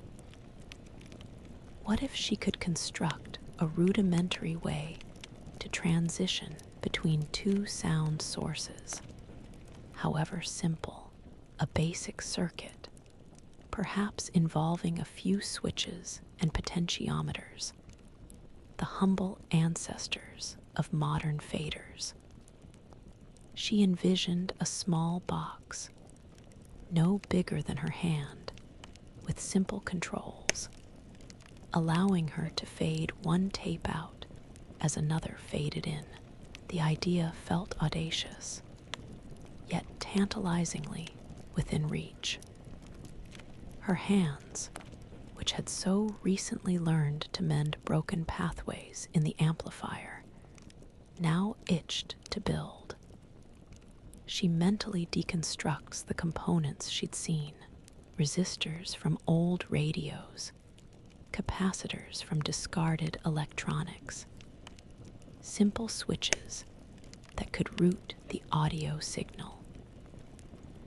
Her modern assumptions about readily available components were still a hurdle, but her recent success in acquiring a specific capacitor gave her a fragile hope. Her knowledge of signal routing, of how sound flows from source to amplification, was her most potent tool, an abstract skill now seeking concrete manifestation. She began sketching crude diagrams on scraps of paper, translating her advanced concepts into the primitive language of available Soviet electronics. The implications extended beyond mere aesthetics. A smoother, uninterrupted musical experience would deepen the immersion, strengthen the collective trance of the hidden club. It would make the forbidden music even more potent, blurring the lines between their stark reality and the vibrant freedom of the sound. This wasn't just about technical improvement. It was about enhancing the emotional impact, about making the moments of shared defiance more powerful, more real. It could subtly change the very perception of what was possible within those four walls. A ripple effect from a simple circuit. As the week closes, the hum of the factory still fills her working hours, but the internal rhythm in her mind is a complex, almost frantic beat of invention. She knows that building such a device, acquiring the necessary parts, will be another immense challenge, but the spark of possibility glows fiercely. It reminds her that even in a world designed for control and uniformity, a single, carefully conceived circuit, built with ingenuity and a dash of defiance, could do more than just change the music. It could subtly, yet profoundly, alter the very experience of freedom, proving that her seemingly random, future-born skills were, in fact, a crucial, resonant force in this unexpected past. The bitter, metallic taste of fear, a phantom sensation, fills her mouth, a constant accompaniment to the internal hum of doubt that now reverberates through her mind. It's a low, persistent frequency, unlike any musical beat, and it drowns out the factory's clatter, the metro's rumble, and even the distant echoes of forbidden disco. This is Moscow, 1970s, and the weight of her choices presses down. She sits in her room, the crude diagrams for her nascent mixer spread on the table. Each line, each component, suddenly feels fraught with peril. The idea, born of a DJ's instinct for flow and connection, now feels like a dangerous act of defiance. Her modern assumptions about individual freedom, about the right to pursue creative endeavors, clash violently with the stark reality of this regime. The ease with which information flowed in her own time, the readily available parts for any DIY project, are starkly absent here. Every resistor, every wire, every switch she might need to source would draw attention, generate questions. Her professional life had been about making things better asterisk, more exciting, more seamless. Now, the act of simply trying to improve something, even something as seemingly innocuous as a sound transition, feels like stepping onto a minefield. She remembers the droning voice of state radio, its subtle manipulation, its insistence on uniformity, the collective silence of complicity, the carefully composed faces in the metro, the hushed whispers in the alleys. These are not just observations anymore. They are warnings. Her ability to read a room now picks up on an omnipresent tension, a fear that, while often unspoken, is deeply ingrained in the very fabric of this society. The risk isn't just for her, it's for the friends she's made, the young people who gather in the basement, bringing new, potentially unsanctioned technology into their hidden club. Even something as simple as a rudimentary mixer could expose them all. The thought sends a cold shiver down her spine. Her professional code to create an environment of joy and freedom now feels entangled with a profound ethical dilemma. Is the aesthetic improvement worth the amplified danger? Is the pursuit of a perfect beat worth risking the fragile freedom they've already carved out? She traces a finger over her sketched circuit, her hand hesitating. The silence of complicity, the act of doing nothing, of simply continuing with the current, inefficient setup, feels like a betrayal of her own nature, her own passion. Yet the cost of defiance is terrifyingly real. She vividly imagines the metallic tang of fear returning, not as a phantom, but as a suffocating reality. The cold touch of a uniform, the stark walls of a cell, her modern privilege of casual rebellion, of artistic expression without consequence, is a cruel memory. As the week ends, the internal hum of doubt remains, a dissonant chord playing endlessly in her mind. The air in her small room feels heavy, laden with the unspoken questions of risk, responsibility, and the true cost of artistic integrity in a totalitarian state.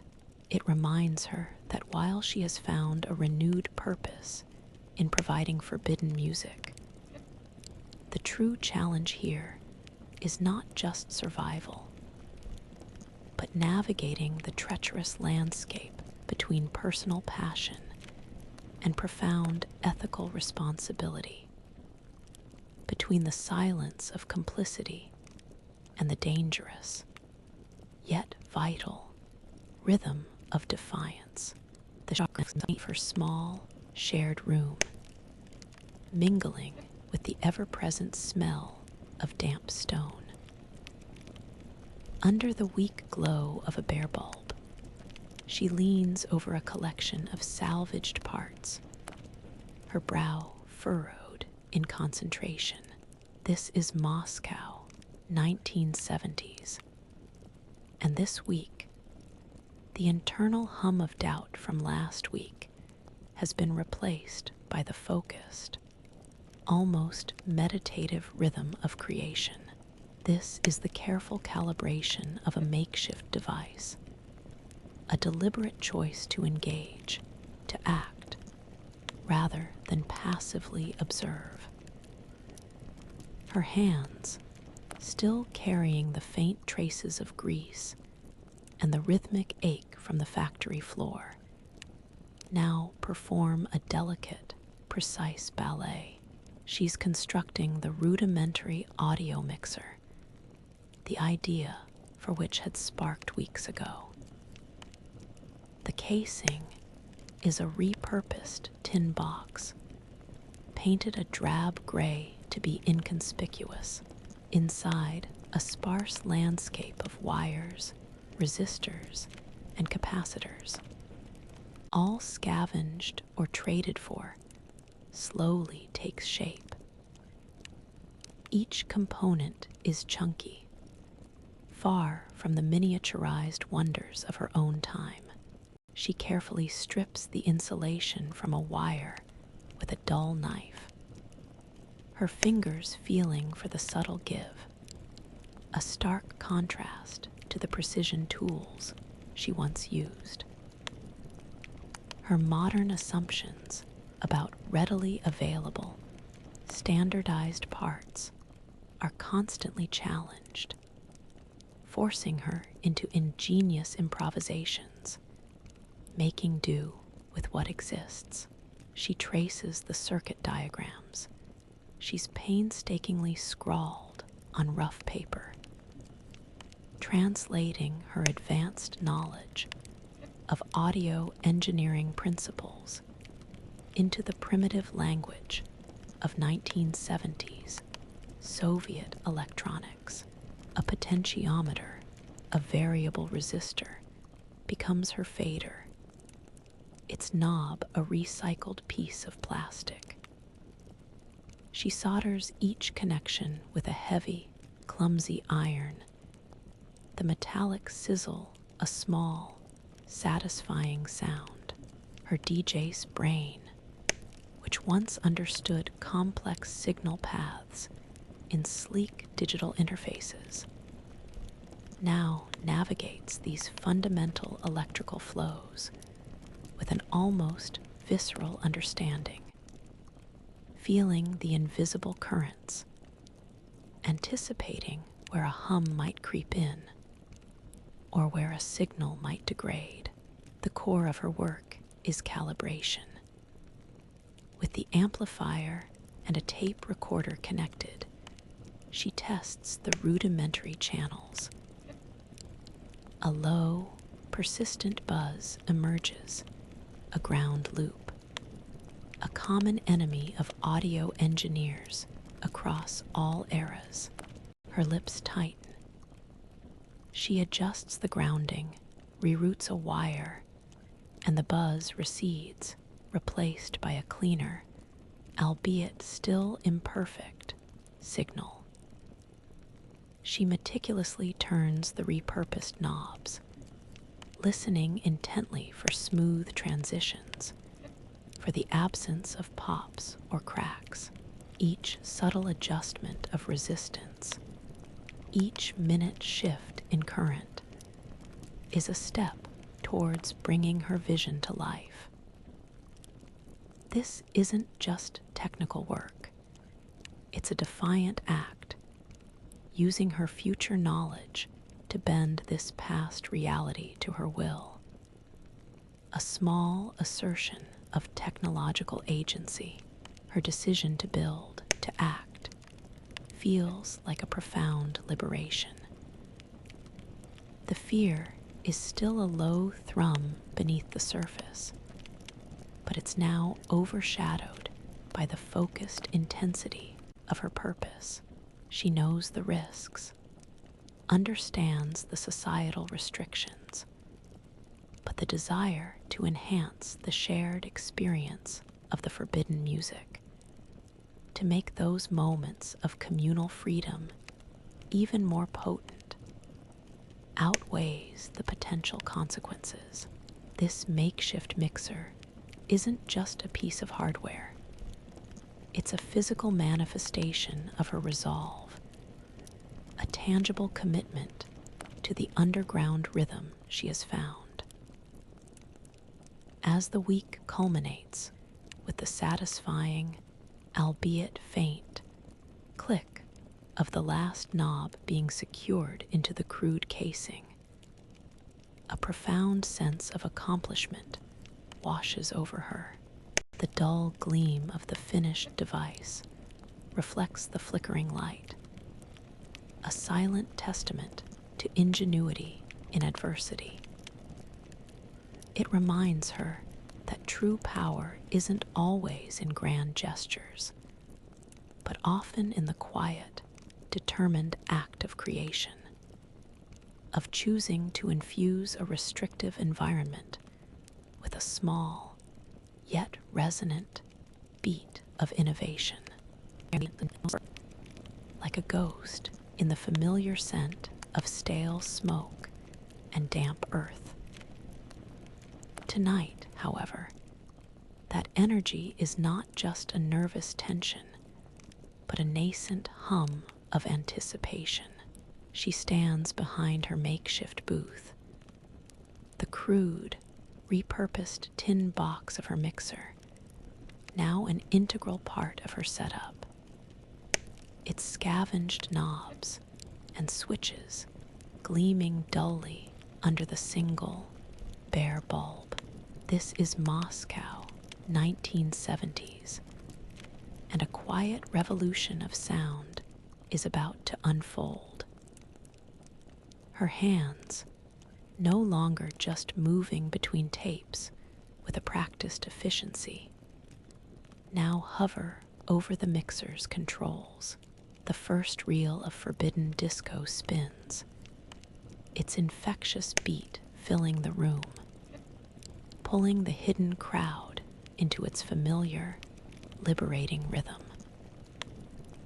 Her DJ's brain, that part of her that instinctively anticipates sonic flow, senses the track drawing to a close. In her previous life, this moment would call for a deft crossfade, a seamless blend. Here, it meant a jarring silence, a momentary break in the collective trance. But tonight, that break will not come. She eyes the second reel-to-reel, already cued with the next track.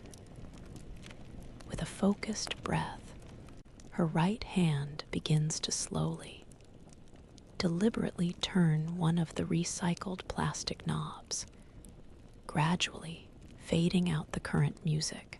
Simultaneously, her left hand moves to the second knob, slowly bringing in the new track.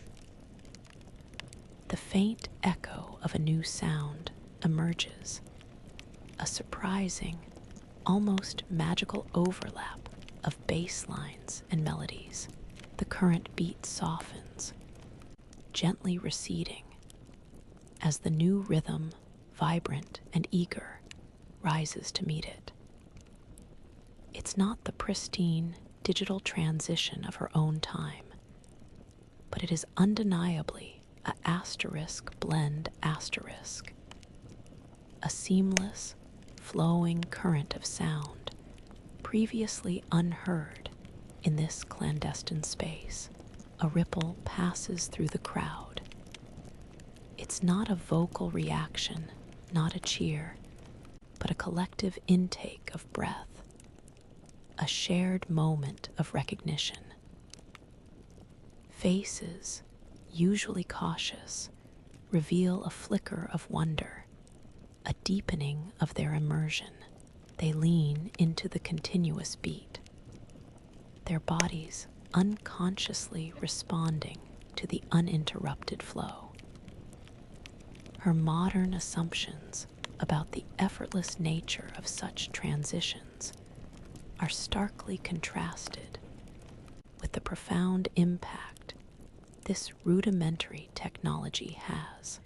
This small, scavenged box, born of her future knowledge, has fundamentally reshaped the auditory reality of this hidden club, transforming a series of discrete tracks into a continuous, unfolding journey.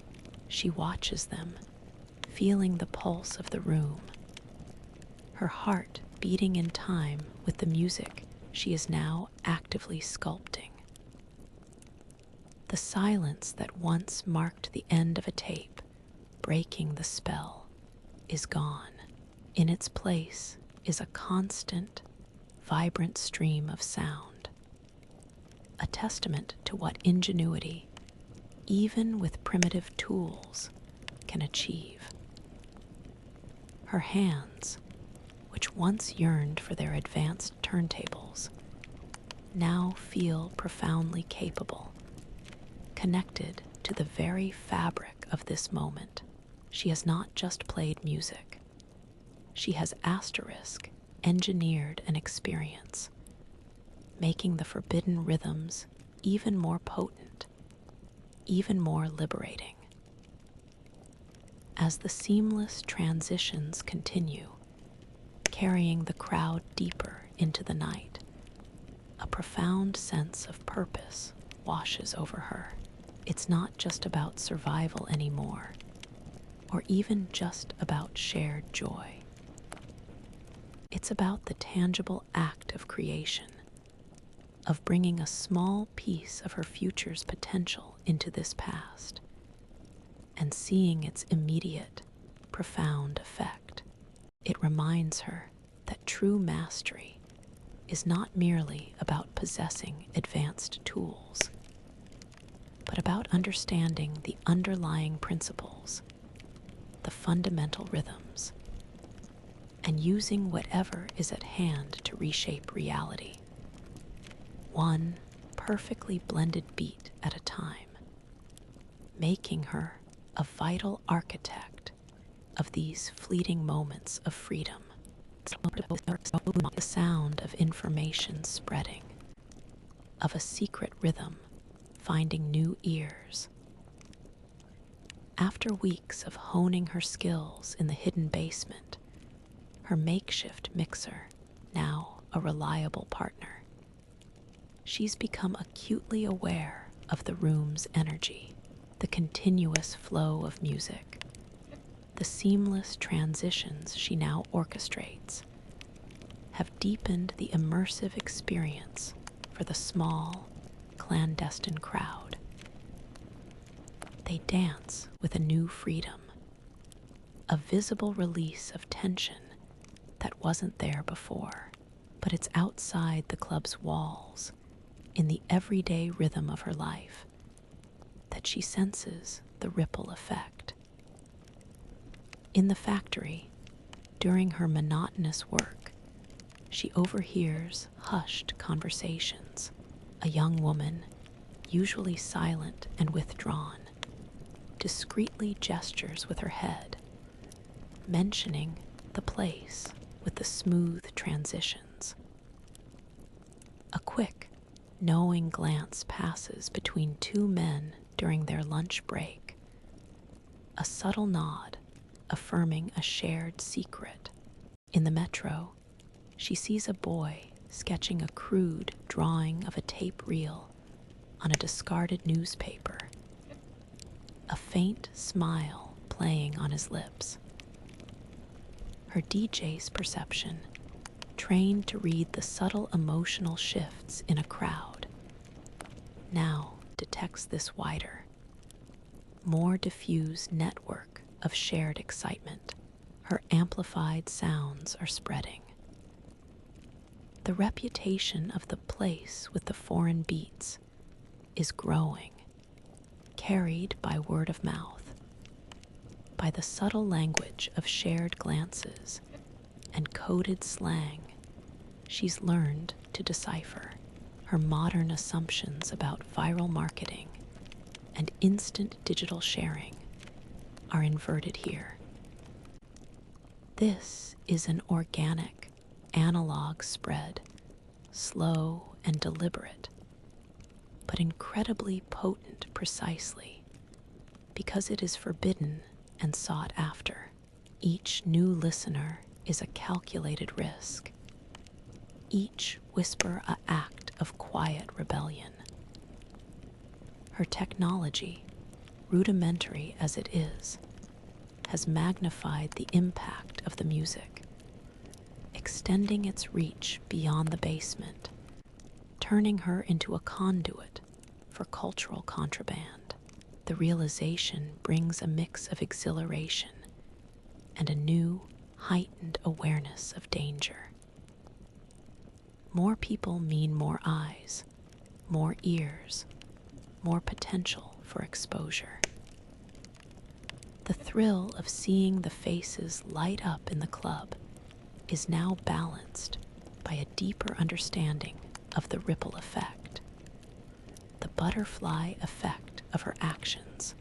Her skills, once confined to creating a temporary escape, are now actively, albeit inadvertently, shaping a small but significant cultural movement.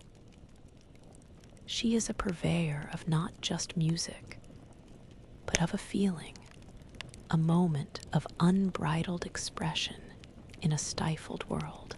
As the week ends, the murmur of whispers seems to follow her, a constant, low-frequency presence. The satisfaction of seeing the music take root, of knowing her efforts are connecting more and more people, is profound. But with it comes the chilling understanding that her amplified sounds, while bringing joy and freedom to many, are also magnifying the risk for everyone involved. It reminds her that true cultural impact, especially in restrictive environments, carries a heavy weight of responsibility, and that every beat she plays, every smooth transition she crafts, sends ripples through a reality that is both hungry for her music and profoundly dangerous. These a jarring, offbeat snare drum.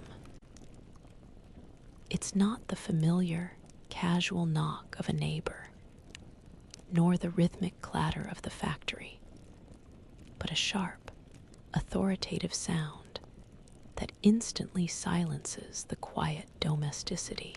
Her heart leaps, a frantic, irregular beat against her ribs. This is Moscow, 1970s, and the very air around her suddenly feels charged with the unsettling chill of unseen eyes watching. Her body stiffens, a primal freeze response. The internal hum of paranoia, which had subsided somewhat with her immersion in the underground club, now surges back with an overwhelming force. She's in her room, the makeshift mixer carefully hidden beneath a pile of clothes, the reel-to-reel recorder tucked away. the very existence of these objects and the activities they facilitate feels exposed, laid bare. Her modern assumptions about privacy and personal space are brutally shattered, replaced by the chilling certainty that the state's reach is long, its gaze omnipresent. The knocking persists, a relentless, unyielding rhythm. She can hear other residents stirring, hushed whispers from behind closed doors, a collective tightening of the communal breath. Her DJ's ear, trained to pick out subtle anomalies in a soundscape, now analyzes every detail of the knocking, its insistent rhythm, the slight pause between each set of 3 knocks, the faint scrape of shoes outside. It's a deliberate, almost theatrical display of authority, designed to intimidate. She imagines the faces on the other side of the door. Unsmiling, official, their expressions as unreadable as the gray metro crowds. A neighbor's voice, carefully modulated, responds to the knocking. Her limited Russian, while improving, makes it impossible to grasp the exact words. But the tone is deferential, cautious. The conversation is clipped, formal. She strains to hear, trying to decipher the cadence, the emotional content. But it remains a flat, official drone, much like the state radio. Her professional skill in reading unspoken cues, in understanding the emotional temperature of a room, is overwhelmed by the sheer, impenetrable wall of officialese and the palpable fear it generates. The knocking eventually ceases, replaced by the distinct, heavy sound of footsteps retreating down the hallway. A collective, silent sigh of relief seems to emanate from the apartment, a subtle easing of tension that she can feel in the very air, but the chill remains. The visit wasn't for her, not this time. It was a general inquiry, a random check, a reminder of the ever-present vigilance of the authorities, a chilling punctuation mark in the rhythm of daily life.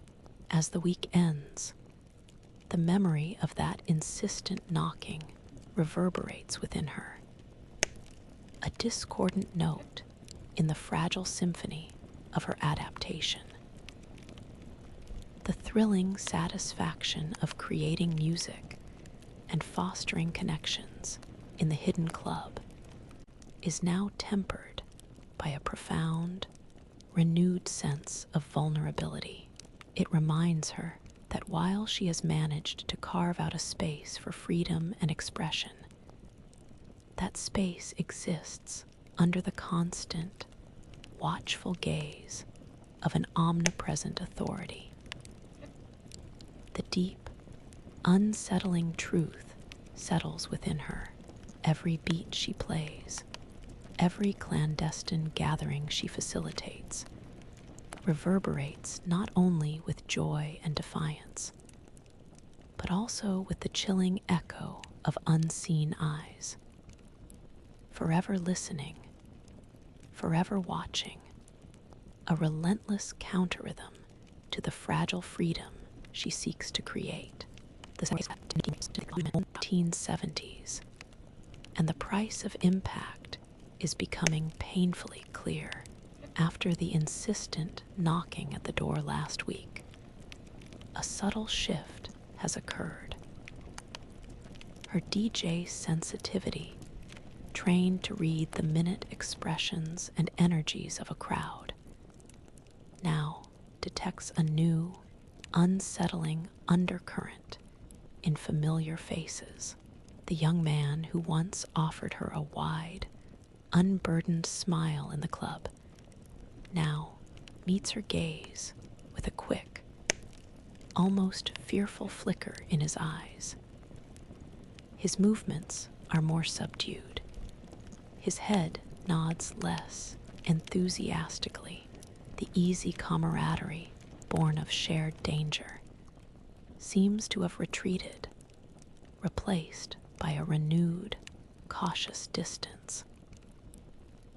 In the factory, conversations that once veered towards the clandestine music now stay strictly within the bounds of work. The subtle whispers have diminished. The knowing glances are fewer and far between. It's as if a collective, unspoken decision has been made to pull back, to lower the volume on their small rebellion. Her modern assumptions about the enduring power of shared experience and artistic freedom are colliding with the harsh reality of systemic fear.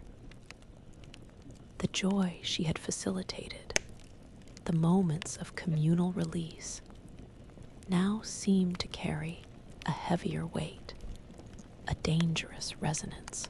She sees the fear in their faces, not as overt panic, but as a subtle tightening around the eyes, a quick deferral of gaze, a more deliberate quietness.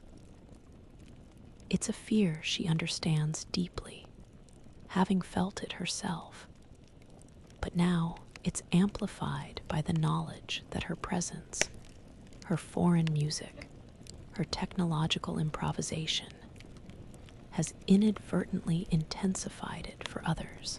The idea that her impact, which she believed was solely positive, could also sow seeds of apprehension, is a chilling revelation. She had sought to create freedom through sound, but now she sees the potential for increased constraint, a tightening of the leash. Her hands, which had so confidently crafted the makeshift mixer, now feel heavy, almost clumsy. The very tool she built to enhance their collective experience now feels like a potential liability, a magnet for unwanted attention. The rhythmic pulse of the hidden club, once a source of pure exhilaration, now carries a dissonant chord of responsibility. She wonders if the brief moments of unbridled joy are worth the increased, unspoken burden of anxiety she has inadvertently placed upon her newfound community. As the week ends, the sour taste of regret lingers, a constant companion. The profound truth settles within her. Every beat she plays, every innovation she introduces, carries a double edge. While her music may offer fleeting liberation, it also exposes those who embrace it to greater scrutiny, to heightened danger. The unsettling realization is that while she thought she was giving them a rhythm to dance to, she may have also inadvertently given them a new, more terrifying beat of fear to contend with, changing their reality in ways she never intended. But today, it's overshadowed by a colder, more potent aroma, the metallic tang of unspoken worry. Her eyes meet those of the black market contact, the man whose subtle glances once communicated clandestine possibilities. Now, his gaze is fixed on her with a heavy, troubled intensity, a weight she feels pressing down, palpable and unsettling. This is Moscow, 1970s, and she recognizes the delicate balance she's inadvertently disrupted. He had subtly summoned her, his usual brisk nod replaced by a more hesitant gesture, his fingers, usually tapping an irregular rhythm, now rest still on the worn tabletop. His face, ordinarily a mask of careful neutrality, reveals a faint furrow between his brows, a tension around his mouth. It's not an accusation, but a profound concern, communicated entirely through the silent language of shared apprehension that permeates this society. Her DJ's eye, honed to interpret the minutiae of human expression, to gauge the mood of a crowd, understands the gravity in his silent communication. This is a beat she knows well, the beat of impending trouble. He shifts slightly, a subtle movement that draws her attention to the periphery, to the other patrons. Their gazes, usually sliding past, seem quicker, less direct. The murmurs around them feel more guarded. Her modern assumptions about progress, about making things better, clash brutally with the realization that in this intricate, perilous environment, better can also mean more visible, and visibility often means danger. The seamless transitions of her homemade mixer, which had brought such joy and deepened the immersive experience for the club goers, had also, she now understands, amplified their profile, making their hidden rhythm too resonant, too undeniable. Her friend's worried gaze tells a story beyond words. It speaks of the fine line they walk, the unspoken rules of survival in a state that rewards conformity and punishes deviation. The increased attendance at the club, the wider spread of whispers, the very success of her artistic endeavor has inadvertently put them all on a more precarious footing. The discrete network of asterisk magnetisdat thrived on its smallness, its almost invisible flow. Her impact, born of a genuine desire to elevate their shared experience, has pushed it into a new, more dangerous frequency. She feels the familiar chill of the Moscow air, but it's deeper now, seeping into her core as she comprehends the full weight of his silent message. Her skills, once a source of pride and purpose, now feel like a double-edged sword. She had brought a beat of freedom, but with it, she had also inadvertently brought a heightened tempo of risk. The unspoken history of surveillance, of arbitrary crackdowns, now takes on a chilling, personal resonance. As the week passes, the weight of that worried gaze remains, a constant, low-frequency hum in her consciousness. It is a profound, unsettling truth. In this delicate, dangerous world, making too much noise, even a joyous, liberating noise, can disrupt the fragile balance that keeps people safe. Her capacity to influence, to move a crowd, now carries the heavy burden of unintended consequences, a stark reminder that some rhythms, however beautiful, are best kept to a quiet, almost imperceptible hum, to her more tightly than ever. But beneath the cold, a different kind of sensation has settled within her. A quiet resolution, hardening her jaw, tightening the muscles in her neck. The week has been one of profound internal reckoning, of accepting the full burden of her sonic revolution, the worried gaze of her black market contact, the subtle withdrawal of casual friendliness in the factory, the echoes of the insistent knocking at the apartment door. All these low-frequency anxieties have coalesced into a single, undeniable truth. Her presence, her music, her rudimentary mixer. They are not just sources of joy. They are catalysts for risk. Her modern assumptions about her impact being purely positive, about music being an unalloyed good, have been brutally stripped away. Here, in this controlled society, freedom of expression is a dangerous act, and every beat she plays is a political statement. She walks the streets, her head held a little higher, her gaze more direct. The initial paranoia has transformed, not into fearlessness, but into a steely resolve.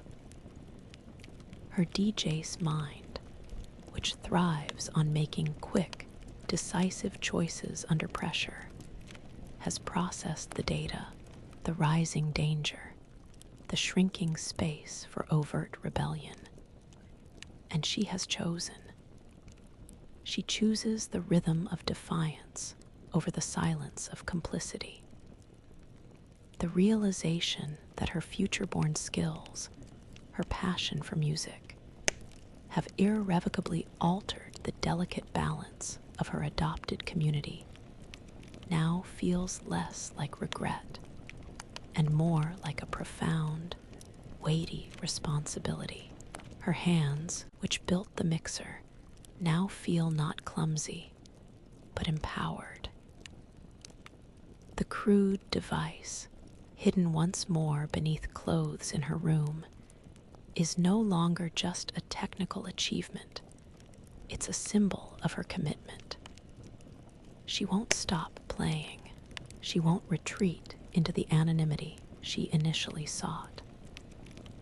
The connections she's forged, the faces she's seen light up, the shared exhale of a forbidden track playing. These moments have become too vital, too precious to abandon. Her professional code to connect people through sound has taken on a deeper, more profound meaning here. It's not just about entertainment. It's about providing a lifeline, a shared beat of humanity in a dehumanizing system. The factory's rhythmic clatter, once a source of monotonous comfort, now feels like a stark reminder of the larger, unyielding machinery of the state. But even within that rhythm, she carries her own internal beat, a counter-rhythm of purpose. She understands that her role is not to avoid the ripples, but to ensure they are ripples of connection, of shared spirit, even if they come with risk. The weight of this choice settles heavily, yet firmly, within her. As the week concludes, the quiet resolution in her jaw reflects an acceptance of her destiny in this unexpected past. The air, still damp and cold, seems to carry a new vibration, a resonant hum of purpose. She is no longer just a lost DJ from the future. She is an active participant in this moment, a purveyor of forbidden beats, and a keeper of a fragile, vital flame. The profound truth settles within her. Sometimes, the greatest act of adaptation is not to blend in, but to stand out, to amplify a truth, and to bear the full, weighty responsibility of the revolution you unknowingly set in motion. The beat of a forbidden disco track. The familiar sense of stale smoke and damp earth are now interwoven with the almost electric tang of shared exhilaration. She stands at her makeshift booth, her hands moving instinctively over the crude mixer, blending one tape into the next with a fluidity that has become second nature. This is Moscow, 1970s, a place of pervasive discord. Yet within these walls, a different kind of harmony is taking shape. Her eyes, scanning the packed, swaying bodies, are no longer solely focused on assessing risk or measuring communal joy. They are searching for something more personal, a resonance she's come to understand as vital. The music she curates, with its insistent rhythm and soaring melodies, is a powerful force, a shared secret that binds this disparate group. As a particularly soulful vocal swells, she feels a pull, a subtle magnetic current drawing her gaze. Across the smoky room, through the dancing shadows, her eyes meet his. It's the young man she'd seen before, the one whose initial fearful glance had given way to an unburdened smile, then a cautious retreat. But tonight, in this moment, under the spell of the music she provides, there's no fear, no caution, just a direct, unwavering gaze, an electric touch of recognition that spans the crowded space. It's a silent, profound conversation, a melody weaving their two souls together amidst the larger, societal discord. Her DJ's heart, trained to feel the collective pulse, now registers this distinct, individual beat. This isn't just about making a crowd move. It's about a deeper resonance, a personal connection forged in the crucible of shared risk and forbidden pleasure. Her modern assumptions about easy intimacy, about casual flirtation in brightly lit clubs, are replaced by the sheer, overwhelming significance of this single, sustained glance. Here, such a connection is not merely social, it is an act of shared vulnerability, a profound affirmation in a world that seeks to isolate. He offers a slight, almost imperceptible nod, his lips curving into a soft, genuine smile that reaches his eyes, acknowledging her, the music, and the fragile space they've co-created. It's a silent beat that echoes the very rhythm of the track she's playing, a perfect syncopation between two human hearts. The larger thrum of the disco is the backdrop, but this electric touch, this shared understanding, is the delicate, vital lead melody that resonates deeper than any bass line. It tells her she is seen, understood, appreciated, not just for the music she plays, but for the courage she embodies. As the track builds and the energy in the room intensifies, her connection with him remains, a steadfast anchor in the swirling current of sound and bodies. This moment of profound, wordless intimacy, born in the heart of a clandestine gathering in Moscow, reminds her that while she may be a traveler from another time, the universal language of human connection, expressed through shared glance and a powerful melody, transcends all barriers. It is a quiet, profound truth that settles within her. Even amidst the deepest discord, a shared rhythm can weave two souls together, creating a beautiful, resonant harmony that defies the suffocating silence of the world outside. Her mind a battleground between the phantom, past she remembers, and the vibrant present she now inhabits. Her work at the factory continues, the rhythmic clatter a constant, grounding presence. Her evenings in the hidden club, spinning forbidden disco with her makeshift mixer, have become an anchor, a source of immense purpose and connection.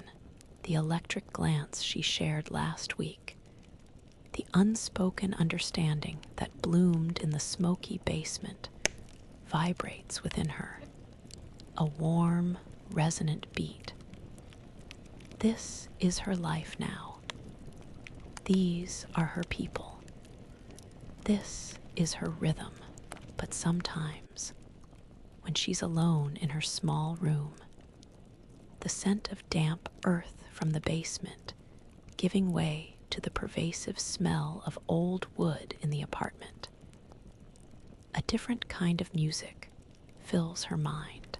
It's the sharp, pristine clarity of digital audio, the intricate layers of a track she used to mix with effortless precision. She remembers the booming bass of a state-of-the-art club sound system, the dazzling light shows, the sheer, unbridled freedom of expression that was simply asterisk given asterisk in her own time. Her modern assumptions about her true home, her true self, begin to resurface, ghost-like and alluring. She traces the contours of an imaginary turntable on the rough wooden table, her fingers recalling the texture of vinyl, the delicate weight of a tone arm. She closes her eyes, and for a fleeting moment, she's back there in the future, bathed in neon light, surrounded by a celebratory roar. The contrast is stark, almost painful. Her DJ's soul is torn. She has found a profound purpose here, crafting moments of defiant joy with rudimentary tools, connecting with people in a way that feels deeply authentic. Yet, the memory of what she had, what she asterisk was asterisk, pulls at her. A siren's song from a world she might never see again. Her professional skills, which have found such unexpected and vital application here, now serve to highlight the chasm between her two realities. She has adapted, survived, even thrived in her own way, but the adaptation is not complete, not absolute. There is a part of her that still yearns for the future, for the effortless technological mastery, for the sheer, abundant choice. The vibrant present, with its dangers and its profound connections, demands her complete presence. Yet the phantom past offers a comforting, almost seductive echo of a life without such burdens. As the week ends, the ache in her heart remains, a low, persistent thrum.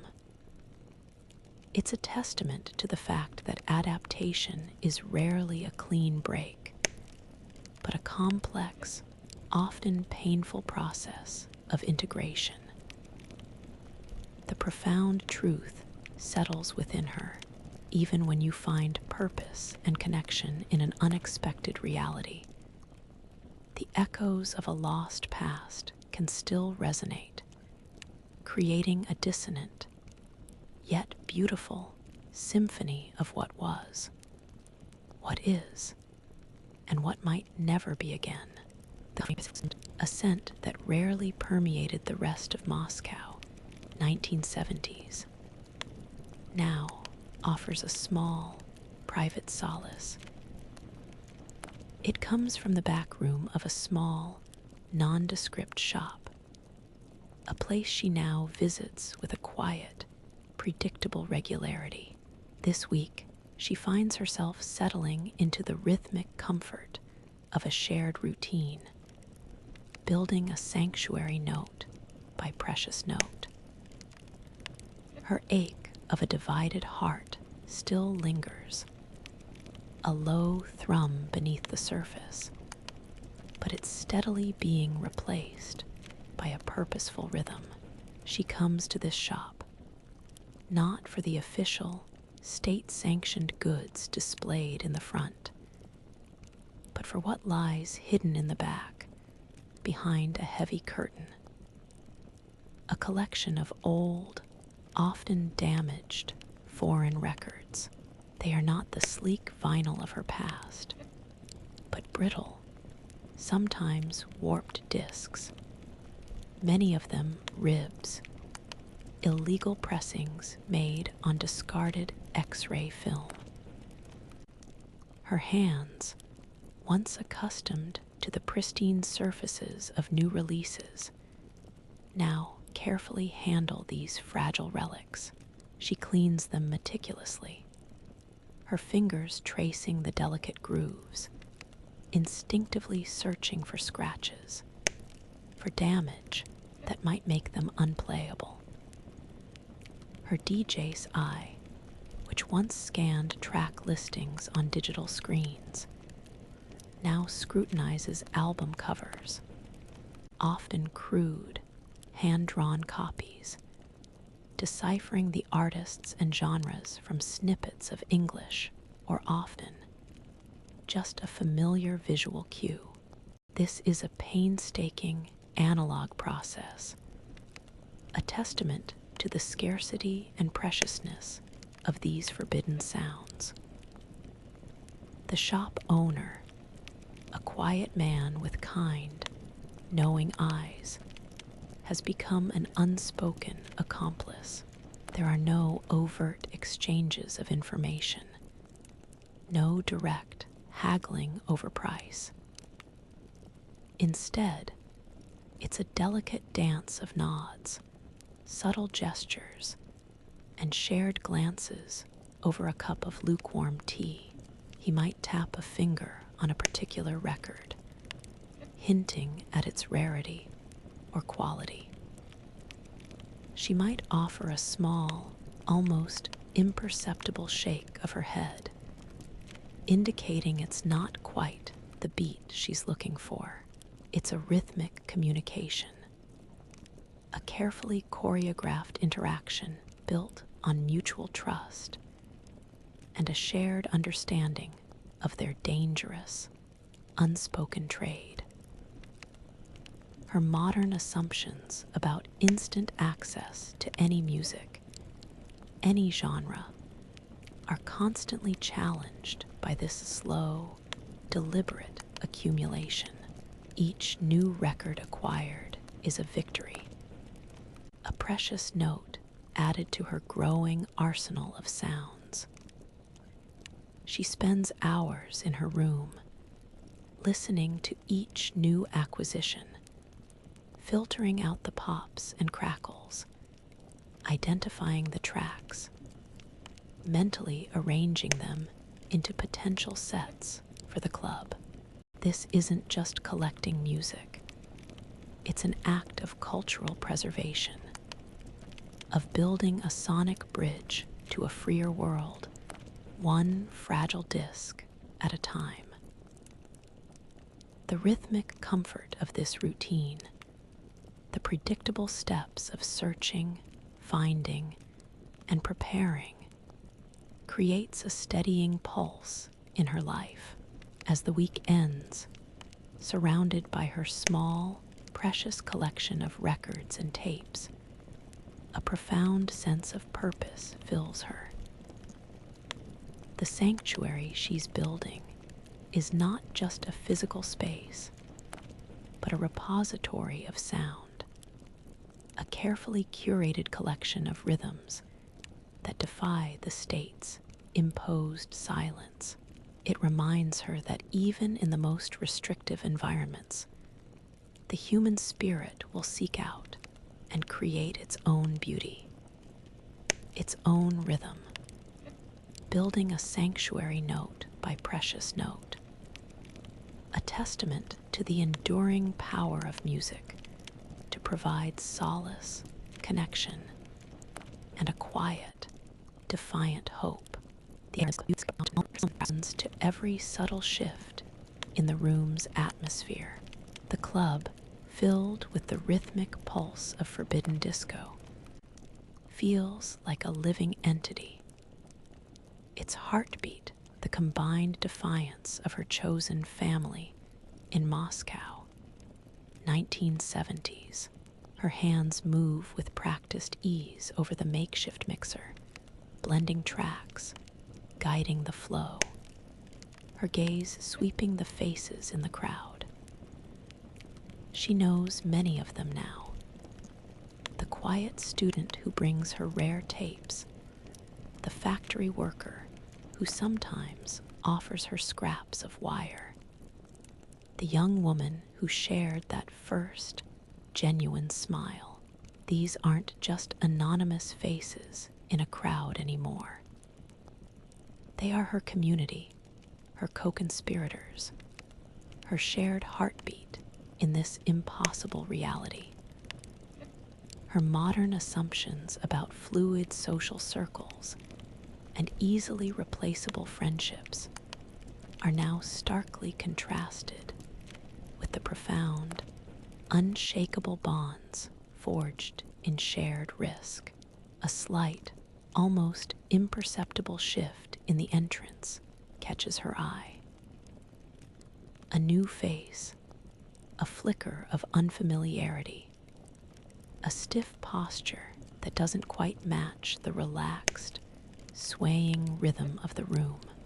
Her DJ's intuition, honed over years of reading a crowd, instantly flags the discord.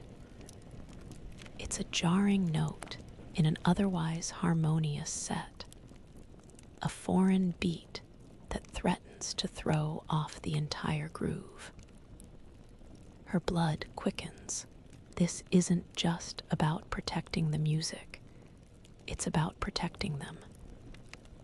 She subtly adjusts the volume, lowering it fractionally, a silent warning to those closest to the entrance.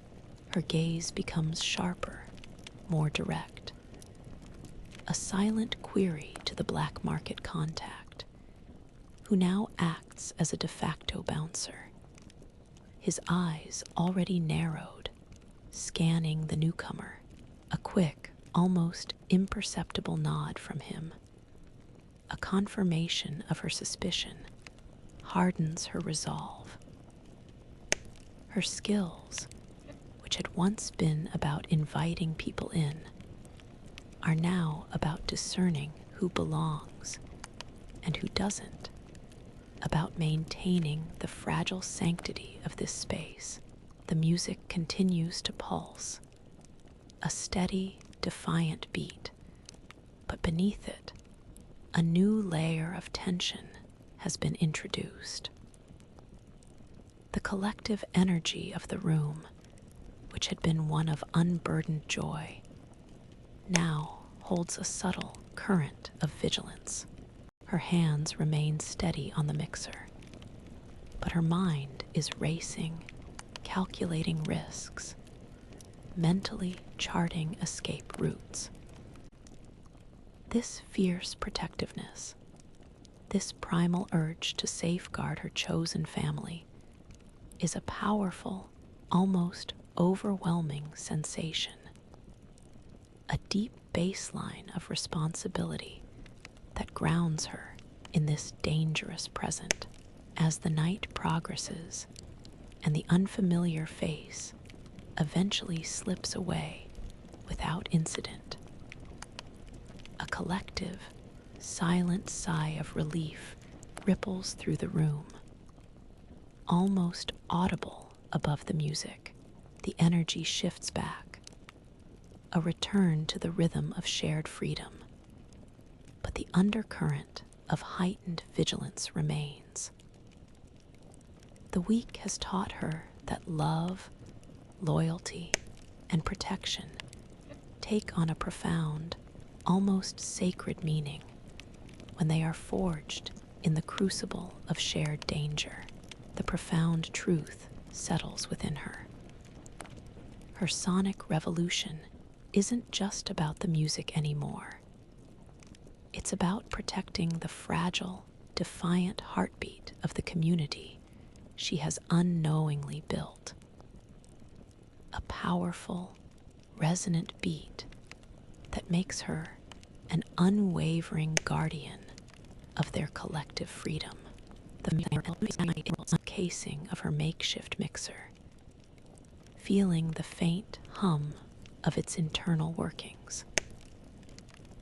A quiet certainty settles deep within her, a resonant beat that drowns out the lingering echoes of her phantom past. This is Moscow, 1970s, and with a profound, almost spiritual clarity, she realizes this is where her true life now belongs. The ache of a divided heart, which had pulled at her for weeks, has finally begun to mend, not by forgetting the future, but by deeply integrating into the present.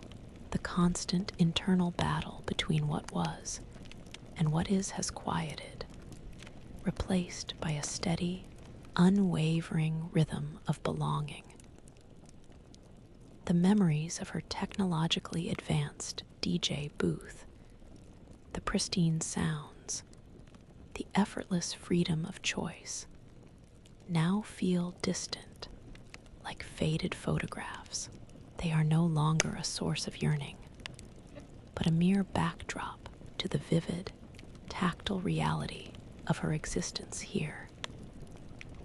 Her DJ soul, initially stripped of its tools and purpose, has found an unexpected, deeper resonance. She looks at the faces in the club tonight, no longer just a crowd, but a community, her chosen family.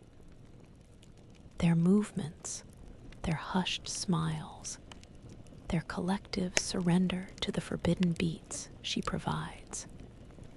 These are not just reactions she orchestrates, they are reflections of a profound connection she shares. Her ability to read a room, to gauge its emotional temperature, is now less a skill for entertainment and more a finely tuned instrument for understanding the nuanced rhythms of human resilience, vulnerability, and joy in adversity. This is where her craft truly matters, where it actively shapes moments of crucial, shared freedom. Her modern assumptions about what constitutes home have been completely upended. It's not about the sleekness of technology or the abundance of choice. It's about connection, about purpose, about the profound sense of being needed and valued in a tangible way. The mundane routines of the communal apartment, the repetitive work at the factory, even the constant, low-frequency hum of state control. These elements, once alien and oppressive, have woven themselves into the fabric of her daily life, becoming part of her new, intricate rhythm. The dangers haven't disappeared, but her perception of them has changed. They are no longer external threats to her existence, but the inherent, accepted challenges of protecting the sanctuary she helps to build. She seamlessly transitions from one tape to the next, the crude mixer responding perfectly to her touch. The sound fills the room, a powerful, continuous wave of disco. She feels the vibration of the floor, the shared breath of the dancers, the pulse of a collective heart beating in unison with the music. There is no doubt, no hesitation. This is her purpose. This is her place. As the week ends, a quiet, profound peace settles within her. The relentless, uncertain beat of displacement has given way to the steady, resonant rhythm of acceptance. The true meaning of home, she realizes, isn't found in a specific time or place, but in the connections forged, the purpose discovered, and the willingness to fully inhabit the rhythm of an unexpected life. It is in this realization, in the quiet certainty of her belonging, that she truly becomes a citizen of this past, a resonant voice in its hidden symphony, fully embracing the profound, weighty reality of her new existence. The sharper, more unsettling odor, the raw, splintered scent of freshly broken wood. It's a harsh, jarring note in the chilling silence that fills the basement, a void where the pulsating rhythm of forbidden disco once thrived. This is Moscow, 1970s, and the echoes of laughter have been replaced by the stark, undeniable evidence of destruction. She stands at the threshold of what was once their sanctuary, her heart a heavy, irregular beat against her ribs. The scene is a brutal symphony of absence and ruin. The makeshift booth is overturned, her meticulously crafted mixer smashed, its crude wiring exposed, its repurposed tin casing twisted and broken. The reel-to-reel recorder lies in pieces, magnetic tape unspooled and tangled like entrails across the damp floor. Wooden crates are splintered, cushions torn, their stuffing scattered. The single bare bulb, once a beacon in the gloom, hangs askew, its light casting long, distorted shadows that dance with the ghosts of what was. Her modern assumptions about the relative safety of private gatherings, about the subtle nature of state control, are violently shattered. This isn't just a raid. It's a deliberate act of theatrical destruction, designed to send a clear, brutal message. Her DJ's eye, which once sought to create harmony and flow, now registers only discord and chaos. Every broken component, every splintered piece of wood, sings a mournful dirge of lost freedom, of silenced joy. The vibrant pulse of combined defiance has been abruptly, brutally cut short. Her hands, which had built the mixer with such careful resolve, now clench, feeling the phantom ache of its destruction.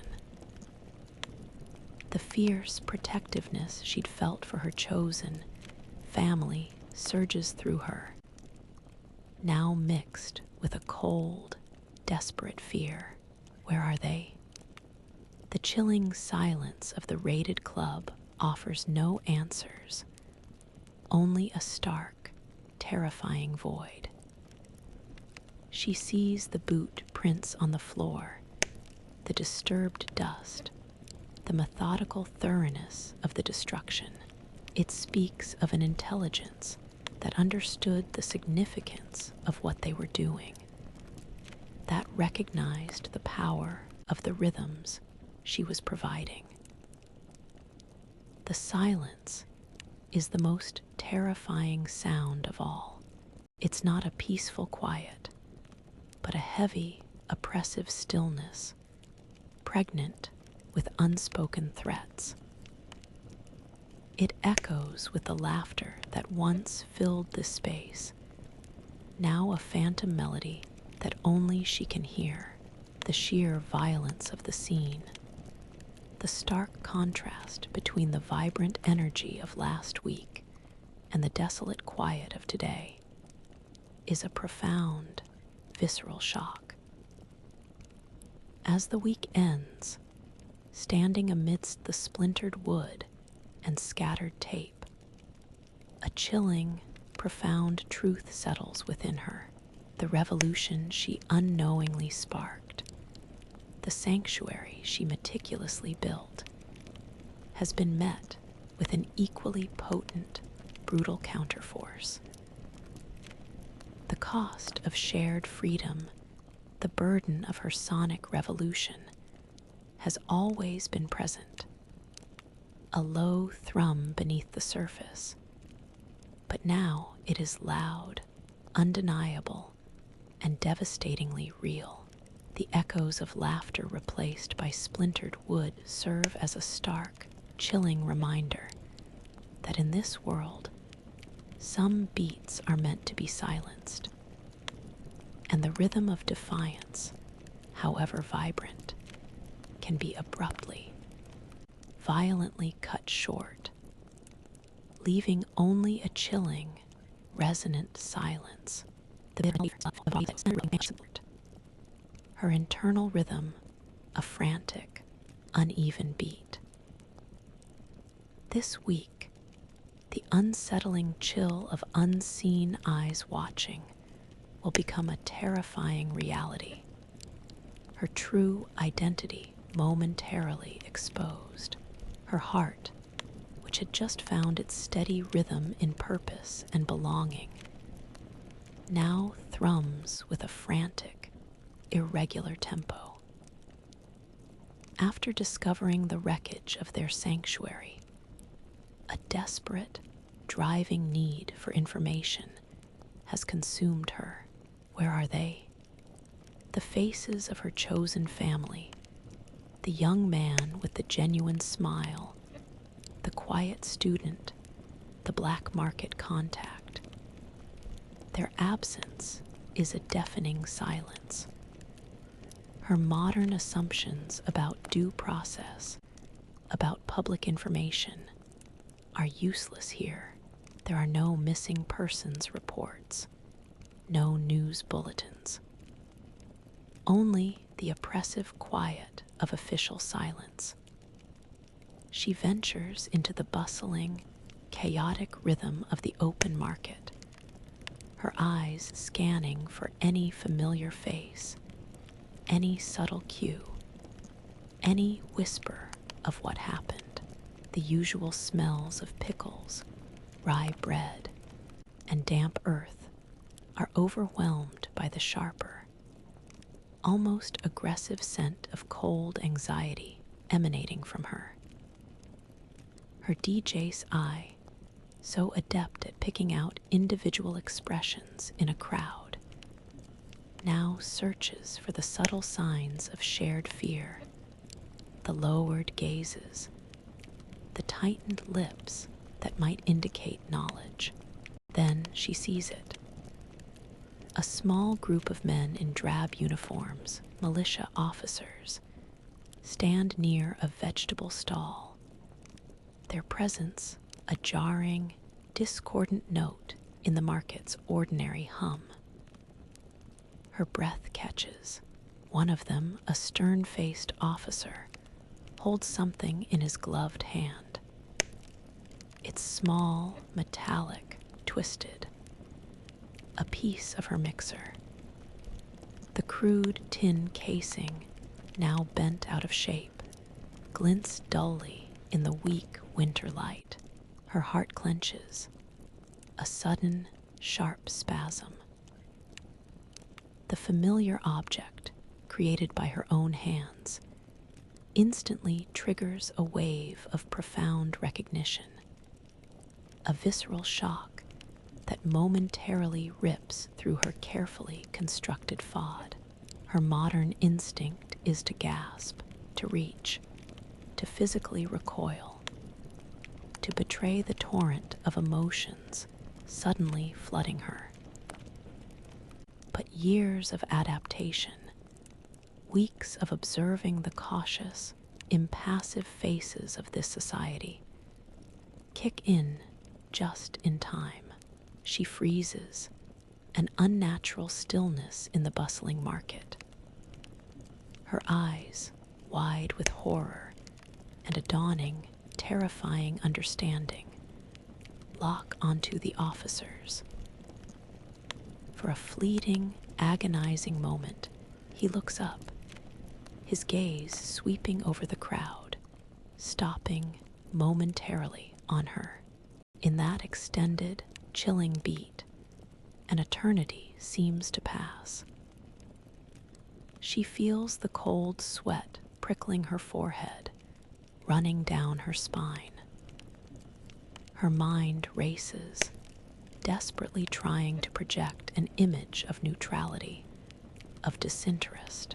She knows with an undeniable certainty that in that instant, her eyes, her face, her whole posture screamed recognition, screamed involvement asterisk.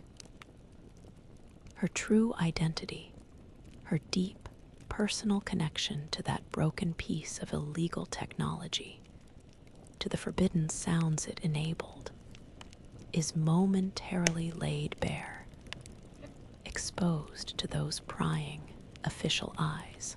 The sound of her own blood rushing in her ears is almost deafening.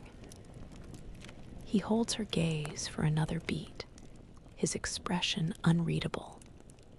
Then, with a subtle shift, his eyes move on, scanning the next face in the crowd. The moment passes. She quickly turns, melting back into the anonymous flow of people. Her legs feeling like lead, her breath ragged and shallow. The terror of discovery, of being seen for who and what she truly is in this hostile time, leaves her trembling. The profound, chilling truth settles within her, a constant phantom reminder. It's a flavor more potent than the weak tea or the factory dust. A taste of profound disappointment that permeates the cold air of Moscow, 1970s, the week after the market incident, after the raid on the club, has been a low-frequency hum of dread. Her movements are more guarded, her senses painfully acute, listening for discordant notes in the city's rhythm. She avoids her usual haunts, even the hidden pathways to the now silent basement. She seeks out the black market contact, the man whose worried gaze she understood just weeks ago. She finds him in a different, more obscure cafe, the scent of cheap vodka mingling with stale bread. He signals her over with a quick, almost jerky movement of his hand, unlike his usual fluid, cautious grace. Her DJ's eye, so accustomed to reading the emotional beat of a room, notices the subtle, terrifying shifts in his demeanor as she approaches. His eyes, usually knowing and steady, are darting, unfocused, reflecting a deep, internal tremor. His hands, which once tapped out silent rhythms of information, are clasped tightly together, knuckles white, a visible tension. He offers no tea. His lips are thin, a stark line of apprehension. He barely acknowledges her, his usual unspoken welcome replaced by an almost palpable reluctance. There's a subtle flinch, a drawing inward when she meets his gaze, a crack in the carefully constructed façade of their shared understanding. The unspoken communication is stark, brutal. He is afraid, deeply, overwhelmingly afraid, and that fear has changed everything. He gives a small, almost imperceptible shake of his head when she attempts a silent gesture of inquiry about the others. It's not just a lack of information. It's a plea, a silent message to withdraw, to protect himself. A dissonant beat signaling a profound break. Her modern assumptions about the enduring nature of trust, about the strength of bonds forged in shared risk, unravel with brutal speed. This isn't just a friend choosing caution. It's a profound, emotional severing, a silent disavowal of their connection. The fierce protectiveness she'd felt for her chosen family now feels like a naive, dangerous sentiment. Her impact, her music, her very presence has become too much, a rhythm too loud for this fragile reality. And now, the consequences are tearing at the very fabric of their hidden community. The thought of betrayal, of a trusted face crumbling under the unbearable pressure, reverberates through her, a crushing silence. As the week ends, the raw, bitter taste remains, a chilling reminder that in a society governed by pervasive fear, loyalty itself can become a luxury. The loudest beat of all can sometimes be the silent, desperate rhythm of self-preservation, shattering connections that once felt as strong as any melody, leaving behind only the cold, sharp echoes of what was, and the stark, unsettling silence of what now remains. In the frigid air of Moscow, 1970s. It presses down on her, mingling with the bitter taste of betrayal that still lingers on her tongue. The week has been a profound, agonizing silence, punctuated only by the relentless, uneven beat of her own racing heart. This is the week of an agonizing choice, a sacrifice for the beat, for her people, for the music's freedom. After the brutal raid and the cold, silent withdrawal of her contact, the vibrant present she had built has shattered, leaving her once again a stranger, an isolated note in a dissonant symphony. The communal apartment feels emptier. The factory's clatter more oppressive. The phantom echoes of laughter from the club are now a haunting, painful melody.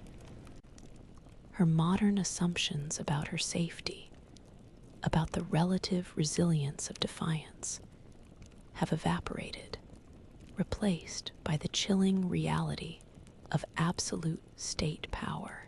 Her DJ's mind, which thrives on making complex decisions under pressure, now grapples with a horrifying choice.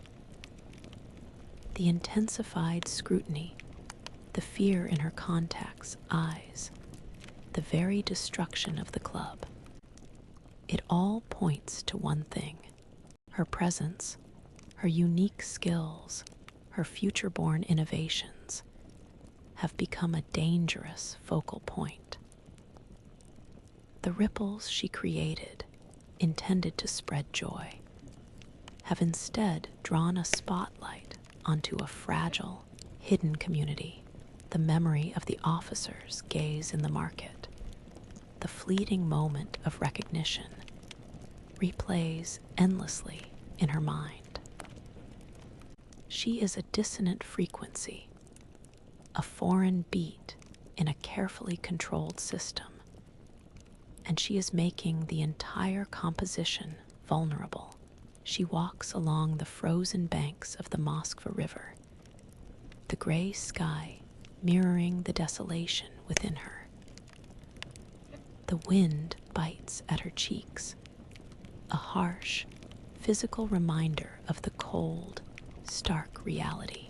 She thinks of the young faces in the club, their joy, their desperate need for that forbidden rhythm. She thinks of the black market contact, his fear, his silent plea for her to disappear. The silence of the city, broken only by the crunch of her boots on thin ice, is a deafening roar of responsibility. The choice is clear, brutal in its simplicity. To stay, to continue her work, to keep spinning the forbidden beats, means to continuously put her newfound family at risk. It means that every beat of freedom she provides will be met with a harsher counter-rhythm of suppression. To leave, to fade into the background, to sever the connections, means to silence the beat she helped create, to abandon the sanctuary she helped build. Her modern impulse for self-preservation battles with a deeper, more primal sense of loyalty to her chosen community, a fierce protectiveness that has become an integral part of her being. As the week ends, a quiet, profound resolution hardens within her, colder and more unyielding than the Moscow winter. She knows what she must do. The rhythm she has started, the music's freedom, the safety of her people, these are more important than her personal desire to remain, to continue her purpose. The profound truth settles within her. Sometimes, the greatest act of a DJ is not to play the loudest, most captivating set, but to know when to fade out, when to sacrifice one's own beat for the greater, fragile symphony of those they serve. Her ultimate act of love for the music and for her people will be to embrace silence, to disappear, to remove the dissonant frequency she represents. hoping that in her absence, their own quiet rhythm of defiance might find a way to continue. The cold, gray landscape of Moscow, 1970s, seems to offer no solace.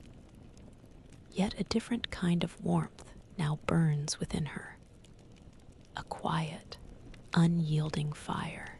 This week brings the profound understanding that she is no longer just a DJ, but a symbol of defiant rhythm.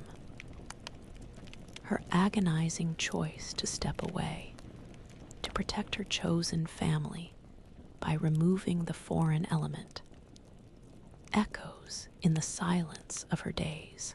She avoids the market, keeps her head down at the factory, and the memory of the hidden club is a beautiful, painful ghost. Her heart, once beating to the rhythm of purpose, now thrums with a low, steady thud of profound loss. She carefully takes apart her makeshift mixer, piece by piece, each component a memory of connection, of shared joy, of defiant sound. The scavenged wires, the recycled knobs, the bent tin casing, these are no longer just parts. They are fragments of a brief, vibrant revolution. But even in this deliberate retreat, in the act of dismantling her own creation, a new rhythm emerges. Her modern mind, conditioned by decades of global cultural exchange, begins to process an uncomfortable truth. Her impact was not just local, nor confined to the four walls of a basement. The forbidden music she played, the seamless transitions she orchestrated, the very novelty of her presence, these elements created a potent, indelible impression. The whispers she'd heard, the expanding circles of listeners, the worried glances of her contact, all point to something beyond a simple, temporary gathering. She sees it in the subtle way a young woman at the factory hums a Western melody, a tune she remembers from a particular disco track. She notices a boy in the street, his stride possessing a subtle, rhythmic bounce that echoes a beat she used to drop. The way people carry themselves, the faint, almost imperceptible air of a shared secret, a hidden joy. These are all subtle notes in a larger, collective symphony she helped to compose. Her DJ's eye, honed to perceive the subtle nuances of human response to music, now registers the lasting imprint of her work, even in its absence. Her modern assumptions about anonymity are utterly shattered in a society so tightly controlled, where every deviation is scrutinized. Her unique contribution was not merely appreciated, it was asterisk remembered. She was the one who brought the smooth transitions, the one who played the truly forbidden beats, the one who facilitated those moments of unburdened freedom. She wasn't just a person, she was the embodiment of a possibility, a symbol of a different kind of rhythm that could briefly pierce the prevailing silence.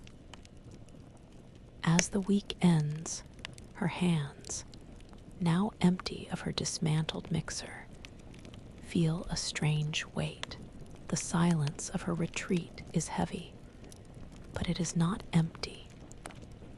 It is filled with the stark realization that her impact transcended her intention. She is no longer just a DJ, a technician of sound.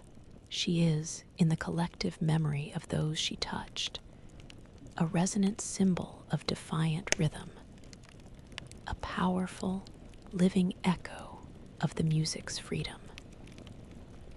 The profound truth settles within her, even in silence, even in absence. A true beat can resonate, shaping a future she may not directly witness, but whose rhythm she undeniably helped to define. The that radiates from deep within a makeshift space she's never seen before. It's the scent of freshly brewed, strong tea, mingling with the faint, metallic tang of old electronics, and a burgeoning sense of hope. This week, the music believed lost is reborn from the ashes of destruction. After her deliberate retreat, after dismantling her mixer and accepting her role as a symbol, not a direct participant, a subtle message reached her. Not a direct verbal invitation, but a series of unspoken cues passed through an intermediary from her old contact, a particular time, a specific address, a brief, almost imperceptible nod. Her DJ's intuition, honed over months, recognized the urgent, hopeful rhythm of the communication. She arrives at a new location, a cramped, forgotten storage room in the back of another obscure shop. There are no grand marble entrances, no opulent chandeliers like the metro stations, no established basement club. This is a humble, improvised stage, smelling of aged paper and desperation. But as she steps inside, her eyes fall upon it. On a hastily assembled table, 2 reel-to-reel tape recorders sit, connected by a crudely wired, yet functional, new asterisk mixer. It's not her original tin box, but a similar, equally humble creation, clearly inspired by her design. The knobs are rougher, the wiring more exposed, but the asterisk principal asterisk is there. Her original amplifier, repaired and repurposed, provides the power. It's a raw, beautiful testament to resilience, to the enduring human need for connection through sound.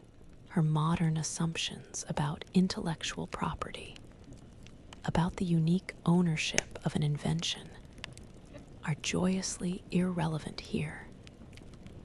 This isn't about credit.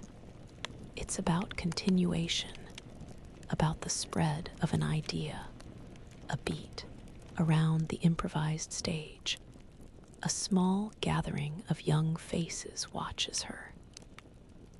The black market contact is there, his eyes no longer darting with fear, but holding a steady, almost defiant light. The young man with the genuine smile offers a subtle, reassuring nod. Their presence, their silent collective will, has rebuilt this sanctuary. The music, it seems, could not be silenced. Her presence here, her unique future-born skills, have not just been remembered, they've been replicated, internalized, and adapted. She is no longer just the source of the rhythm. She is the inspiration for its continuation. She approaches the improvised setup, her hands trembling slightly, but with a deep, quiet certainty. She doesn't need to speak. Her connection to this space, to these people, is understood. She carefully threads a new tape, feeling the familiar, delicate film, her fingers responding instinctively to the tactile ritual.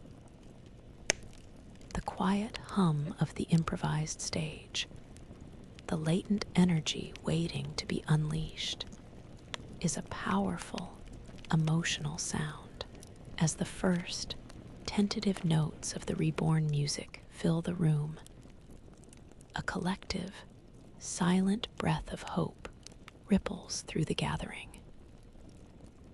The rhythm, once thought lost, now pulses with renewed vigor, born from the ashes of destruction.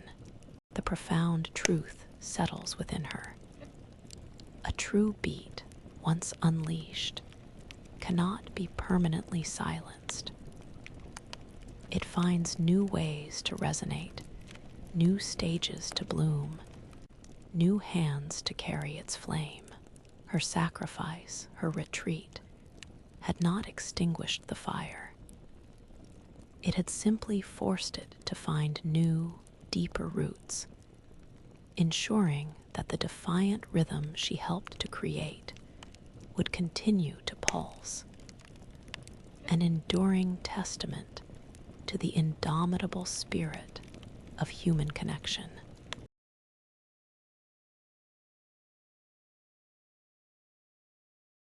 The city itself seems to pulse with a different cadence now, a faint, undeniable hum woven into the mundane sounds of Moscow, 1970s. It's not a specific melody or a recognizable beat, but an atmospheric shift, a resonant frequency that carries the collective memory etched in every rhythm she encounters. This week, she observes her legacy pulsating through the very veins of the city. After her deliberate withdrawal, after dismantling her mixer, and the painful acceptance of her symbolic role, she spends her days in a state of heightened observation. She still works at the factory, the familiar clatter a constant, but her senses are now attuned to more subtle shifts in the urban soundscape. She hears it in the rhythm of footsteps on the pavement, a slightly more confident, almost syncopated stride in certain young men and women. She catches snippets of melodies whistled under breath, tunes that would once have been strictly forbidden, now subtly re-emerging in unexpected corners. Her modern assumptions about cultural trends, about the transient nature of musical fads, are profoundly challenged. In her time, a song could be a global sensation one week and forgotten the next. Here, in a place starved of free expression, a powerful beat, once heard, takes root deeply. It transforms, adapts, and becomes part of the collective consciousness. A shared secret past, not just through illicit tapes, but through shared knowing glances, through the subtle sway of shoulders in a crowded bus. Her DJ's eye, which once sought to gauge the immediate energy of a dance floor, now perceives the long-term ripple effect, the slow, organic spread of an idea. She sees a group of teenagers gathered covertly in a park, a small, portable cassette player, a rare, coveted item discreetly tucked into a backpack, its muffled sound system faintly spilling a familiar, driving funk bass line. It's not the elaborate setup she once created, but it's undeniably her music, a descendant of the beats she championed, now finding new, brave platforms. The fact that the music continues, that the desire for these defiant rhythms has not been extinguished, but has adapted, is a profound validation. Her skills, once utilized to create the initial spark, have now, through absence, inspired a wider, self-sustaining fire. She passes the window of a communal apartment and catches the faint, unmistakable crackle of Western pop music from a radio, tuned carefully, quietly. It's not just the old woman with the Bakelite set anymore. It's a spread, a subtle normalization of the once strictly illicit. The memory of her dismantled mixer and the destroyed basement club, once a source of crushing regret, now takes on a new meaning. The destruction was not an end, but a catalyst. It forced the rhythm to scatter, to find new, more resilient roots, embedding itself deeper into the city's veins. As the week ends, a quiet, powerful resonance settles within her. She is no longer actively spinning, no longer at the center of the sonic revolution, but her legacy is undeniable. It pulses through the subtle shifts in the city's rhythm, in the knowing glances, in the hushed melodies. The profound truth settles within her. A true beat, once it finds its way into the collective heart, cannot be silenced by force or fear. It will adapt, it will transform, and it will continue to pulse, a defiant, living memory, long after its original orchestrator has faded into the background. She realizes she has become a part of Moscow's secret soundtrack, an indelible, echoing note in its underground symphony. The cold, no longer laden with paranoia or regret, but imbued with a deep, resonant calm. This week, a profound peace has settled within her, born of the acceptance of her chosen destiny. Her days at the factory continue, the rhythmic clatter of machinery a familiar, almost comforting drone. Her evenings in the communal apartment are quiet, filled with the subdued hum of daily life. But internally, the cacophony of her initial displacement, the ache of a divided heart, the sharp tang of fear, and the bitter taste of betrayal have all receded. They are replaced by a steady, unwavering beat, a deep, resonant calm that permeates her being. She moves through the city with a quiet confidence, her gaze direct, yet unassuming. The need to constantly scan for threats, to decipher every subtle gesture, has diminished. Not because the dangers are gone, but because her understanding of them has deepened. And with that understanding comes a different kind of resilience. Her DJ's eye, once focused on the intricacies of a sound system or the shifting moods of a crowd, now sees the larger rhythm of life in this city, a complex, enduring melody of struggle and quiet resistance. She recognizes the subtle ways people connect, find joy, and maintain their spirit, even under the weight of an oppressive regime. Her modern assumptions about time, about a future she might one day return to, have dissolved.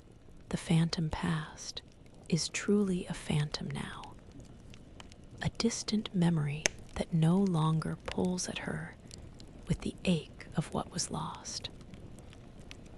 The vibrant present, with all its challenges and its unexpected gifts, is her undeniable reality.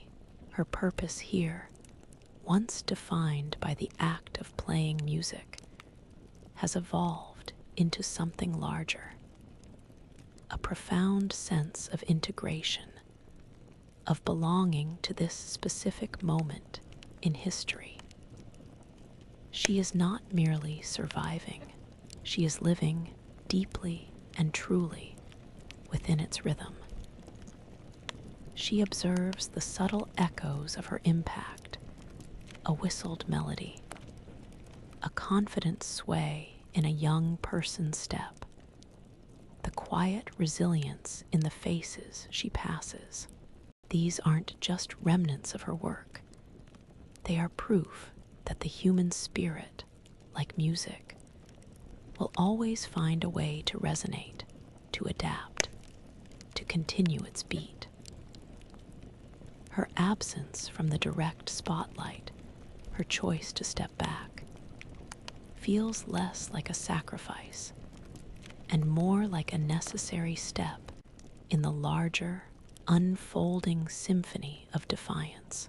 She understands that her role now is not to lead the band, but to be a silent, strong bass line in its enduring composition. As the week ends, a profound peace settles within her, a deep, resonant calm that feels more fundamental than any external comfort. It's a peace born of accepting the intricate, unexpected, and often dangerous rhythm of her chosen destiny. The profound truth settles within her. True adaptation isn't just about survival, but about finding a deep, abiding harmony within an utterly foreign reality, becoming an indelible, quiet, yet powerful note in its unfolding history, fully embracing the profound, weighty reality of her new existence, no longer a stranger, but a fundamental part of its unchanging beat. The observer of the flame she ignited, now carried forward by others in Moscow, 1970s. She had received a coded message, passed through a trusted friend of her old contact. Not an invitation to play, but an unspoken gesture of inclusion, a summons to witness. The location is an abandoned warehouse on the city's outskirts, its vast, empty space lending an echo to the music, amplifying its defiant roar. There's no makeshift booth, no careful staging like her original club. Instead, a simple record player, a clunky amplifier, not her original, but a sturdier, homemade version, and two reel-to-reel decks hum with renewed life. The sound isn't perfect, but it's loud, full of raw, untamed energy. Her DJ's eye takes in the scene with a profound sense of wonder. Young faces, some familiar, many new, are bathed in the dim light of a few strategically placed lanterns. They are dancing, truly dancing, with an abandon she rarely saw in her own time. Arms flail freely, Hips sway without inhibition. Feet stomp to the insistent, driving beat of forbidden disco. It's a joyful chaos, a powerful, collective release that feels both familiar and deeply humbling. Her modern assumptions about her unique role, about being the sole conduit for this rhythm, are completely shattered. She sees a young man, the one who offered her the genuine smile, now standing proudly behind the setup, his hands moving with practiced confidence over the controls. A new, younger DJ stepping into her shoes, carrying forward the flame. He cues a track, a soaring, soulful funk anthem, and the crowd responds with a collective roar, a wave of unadulterated passion. It's not a shout of defiance, but a shout of pure, ecstatic joy, a powerful beat that reverberates through the cold concrete. She sees the subtle, yet undeniable influence of her own work in their technique. The smoother transitions, the careful curation of tracks, the way they build energy, then release it in waves. Her technical skills, her understanding of flow, have been internalized, absorbed, and now re-expressed by this new generation. She remains in the shadows, a silent witness.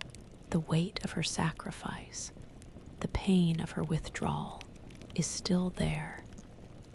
A low hum beneath the surface, but it's now completely overshadowed by the sheer vibrancy of the scene.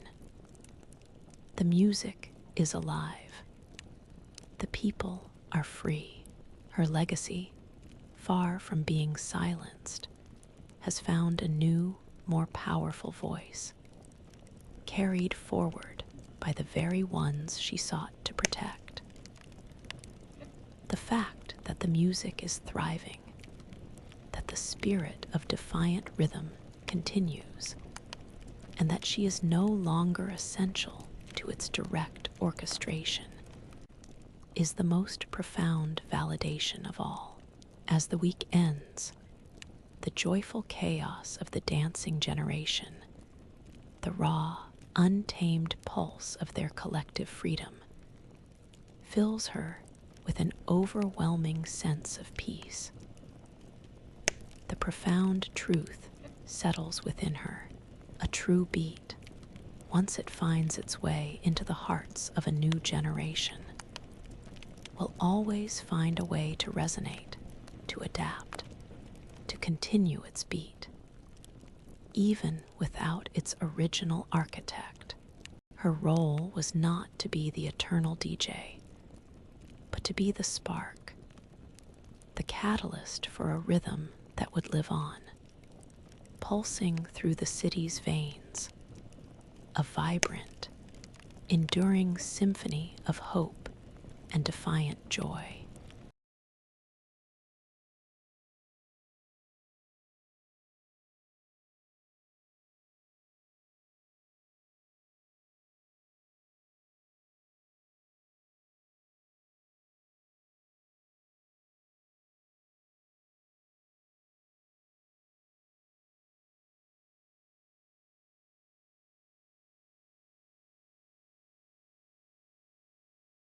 The deep, earthy scent of damp pavement after a light winter rain, mingling with the ever-present aroma of baking bread and distant coal smoke, now feels like the very breath of Moscow, 1970s, integrated into her own lungs.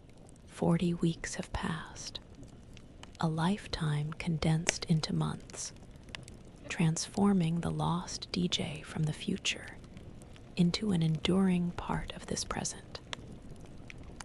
Her heart, once beating to the frantic rhythm of displacement, now pulses with a steady, powerful drum. Resonating with the city's hidden beat, she walks through the bustling market, no longer searching for clandestine contacts or scanning for threats, but simply observing. The muted conversations, the careful exchanges of glances, the subtle sway of a young head to an unheard rhythm. These are now notes in a symphony she understands intimately. Her DJ's ear, once focused on mixing tracks with precision, now processes the layered sounds of Moscow with an effortless grace.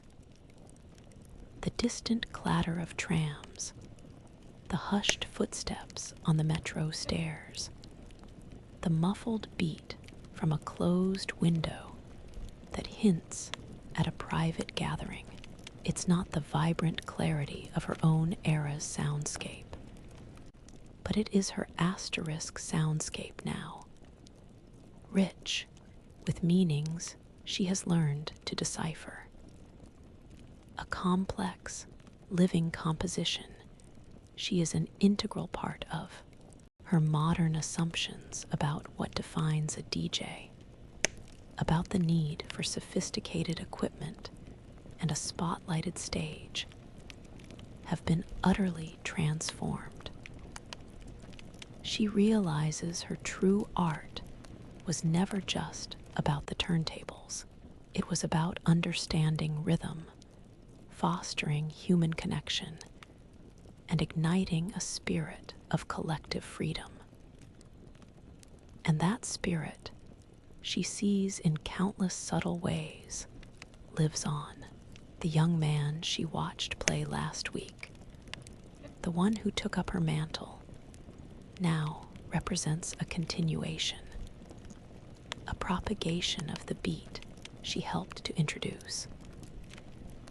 The vibrant energy she witnessed in the improvised warehouse club confirms that the rhythm, once unleashed, has found its own enduring pulse, an underground current that flows independently of her direct presence.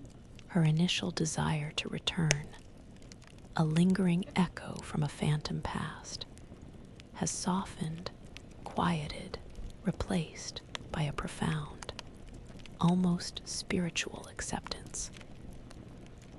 This isn't a temporary assignment, a gig in an unusual location she longs to escape. This is her existence, woven irrevocably into the fabric of this place, its dangers and its quiet triumphs. She has found her purpose not in recreating the past she knew, but in contributing to the clandestine, resilient present she now inhabits. Her skills, once seemingly obsolete, have found new, more profound applications, transforming her from an outsider into a silent, influential force. Her hands, once itching for faders, now find purpose in the simple, everyday tasks of this life. Yet they carry the indelible memory of the rhythm they helped unleash. As this 40th week draws to a close, a deep, resonant calm settles within her. The profound truth, clearer than any melody, settles within her. She is not just an outsider who survived, but a permanent, powerful drum in Moscow's underground symphony. Her heart beating in perfect, unwavering time with the defiant pulse she helped awaken. A silent, enduring force in the continuing melody of this unexpected, yet deeply fulfilling life.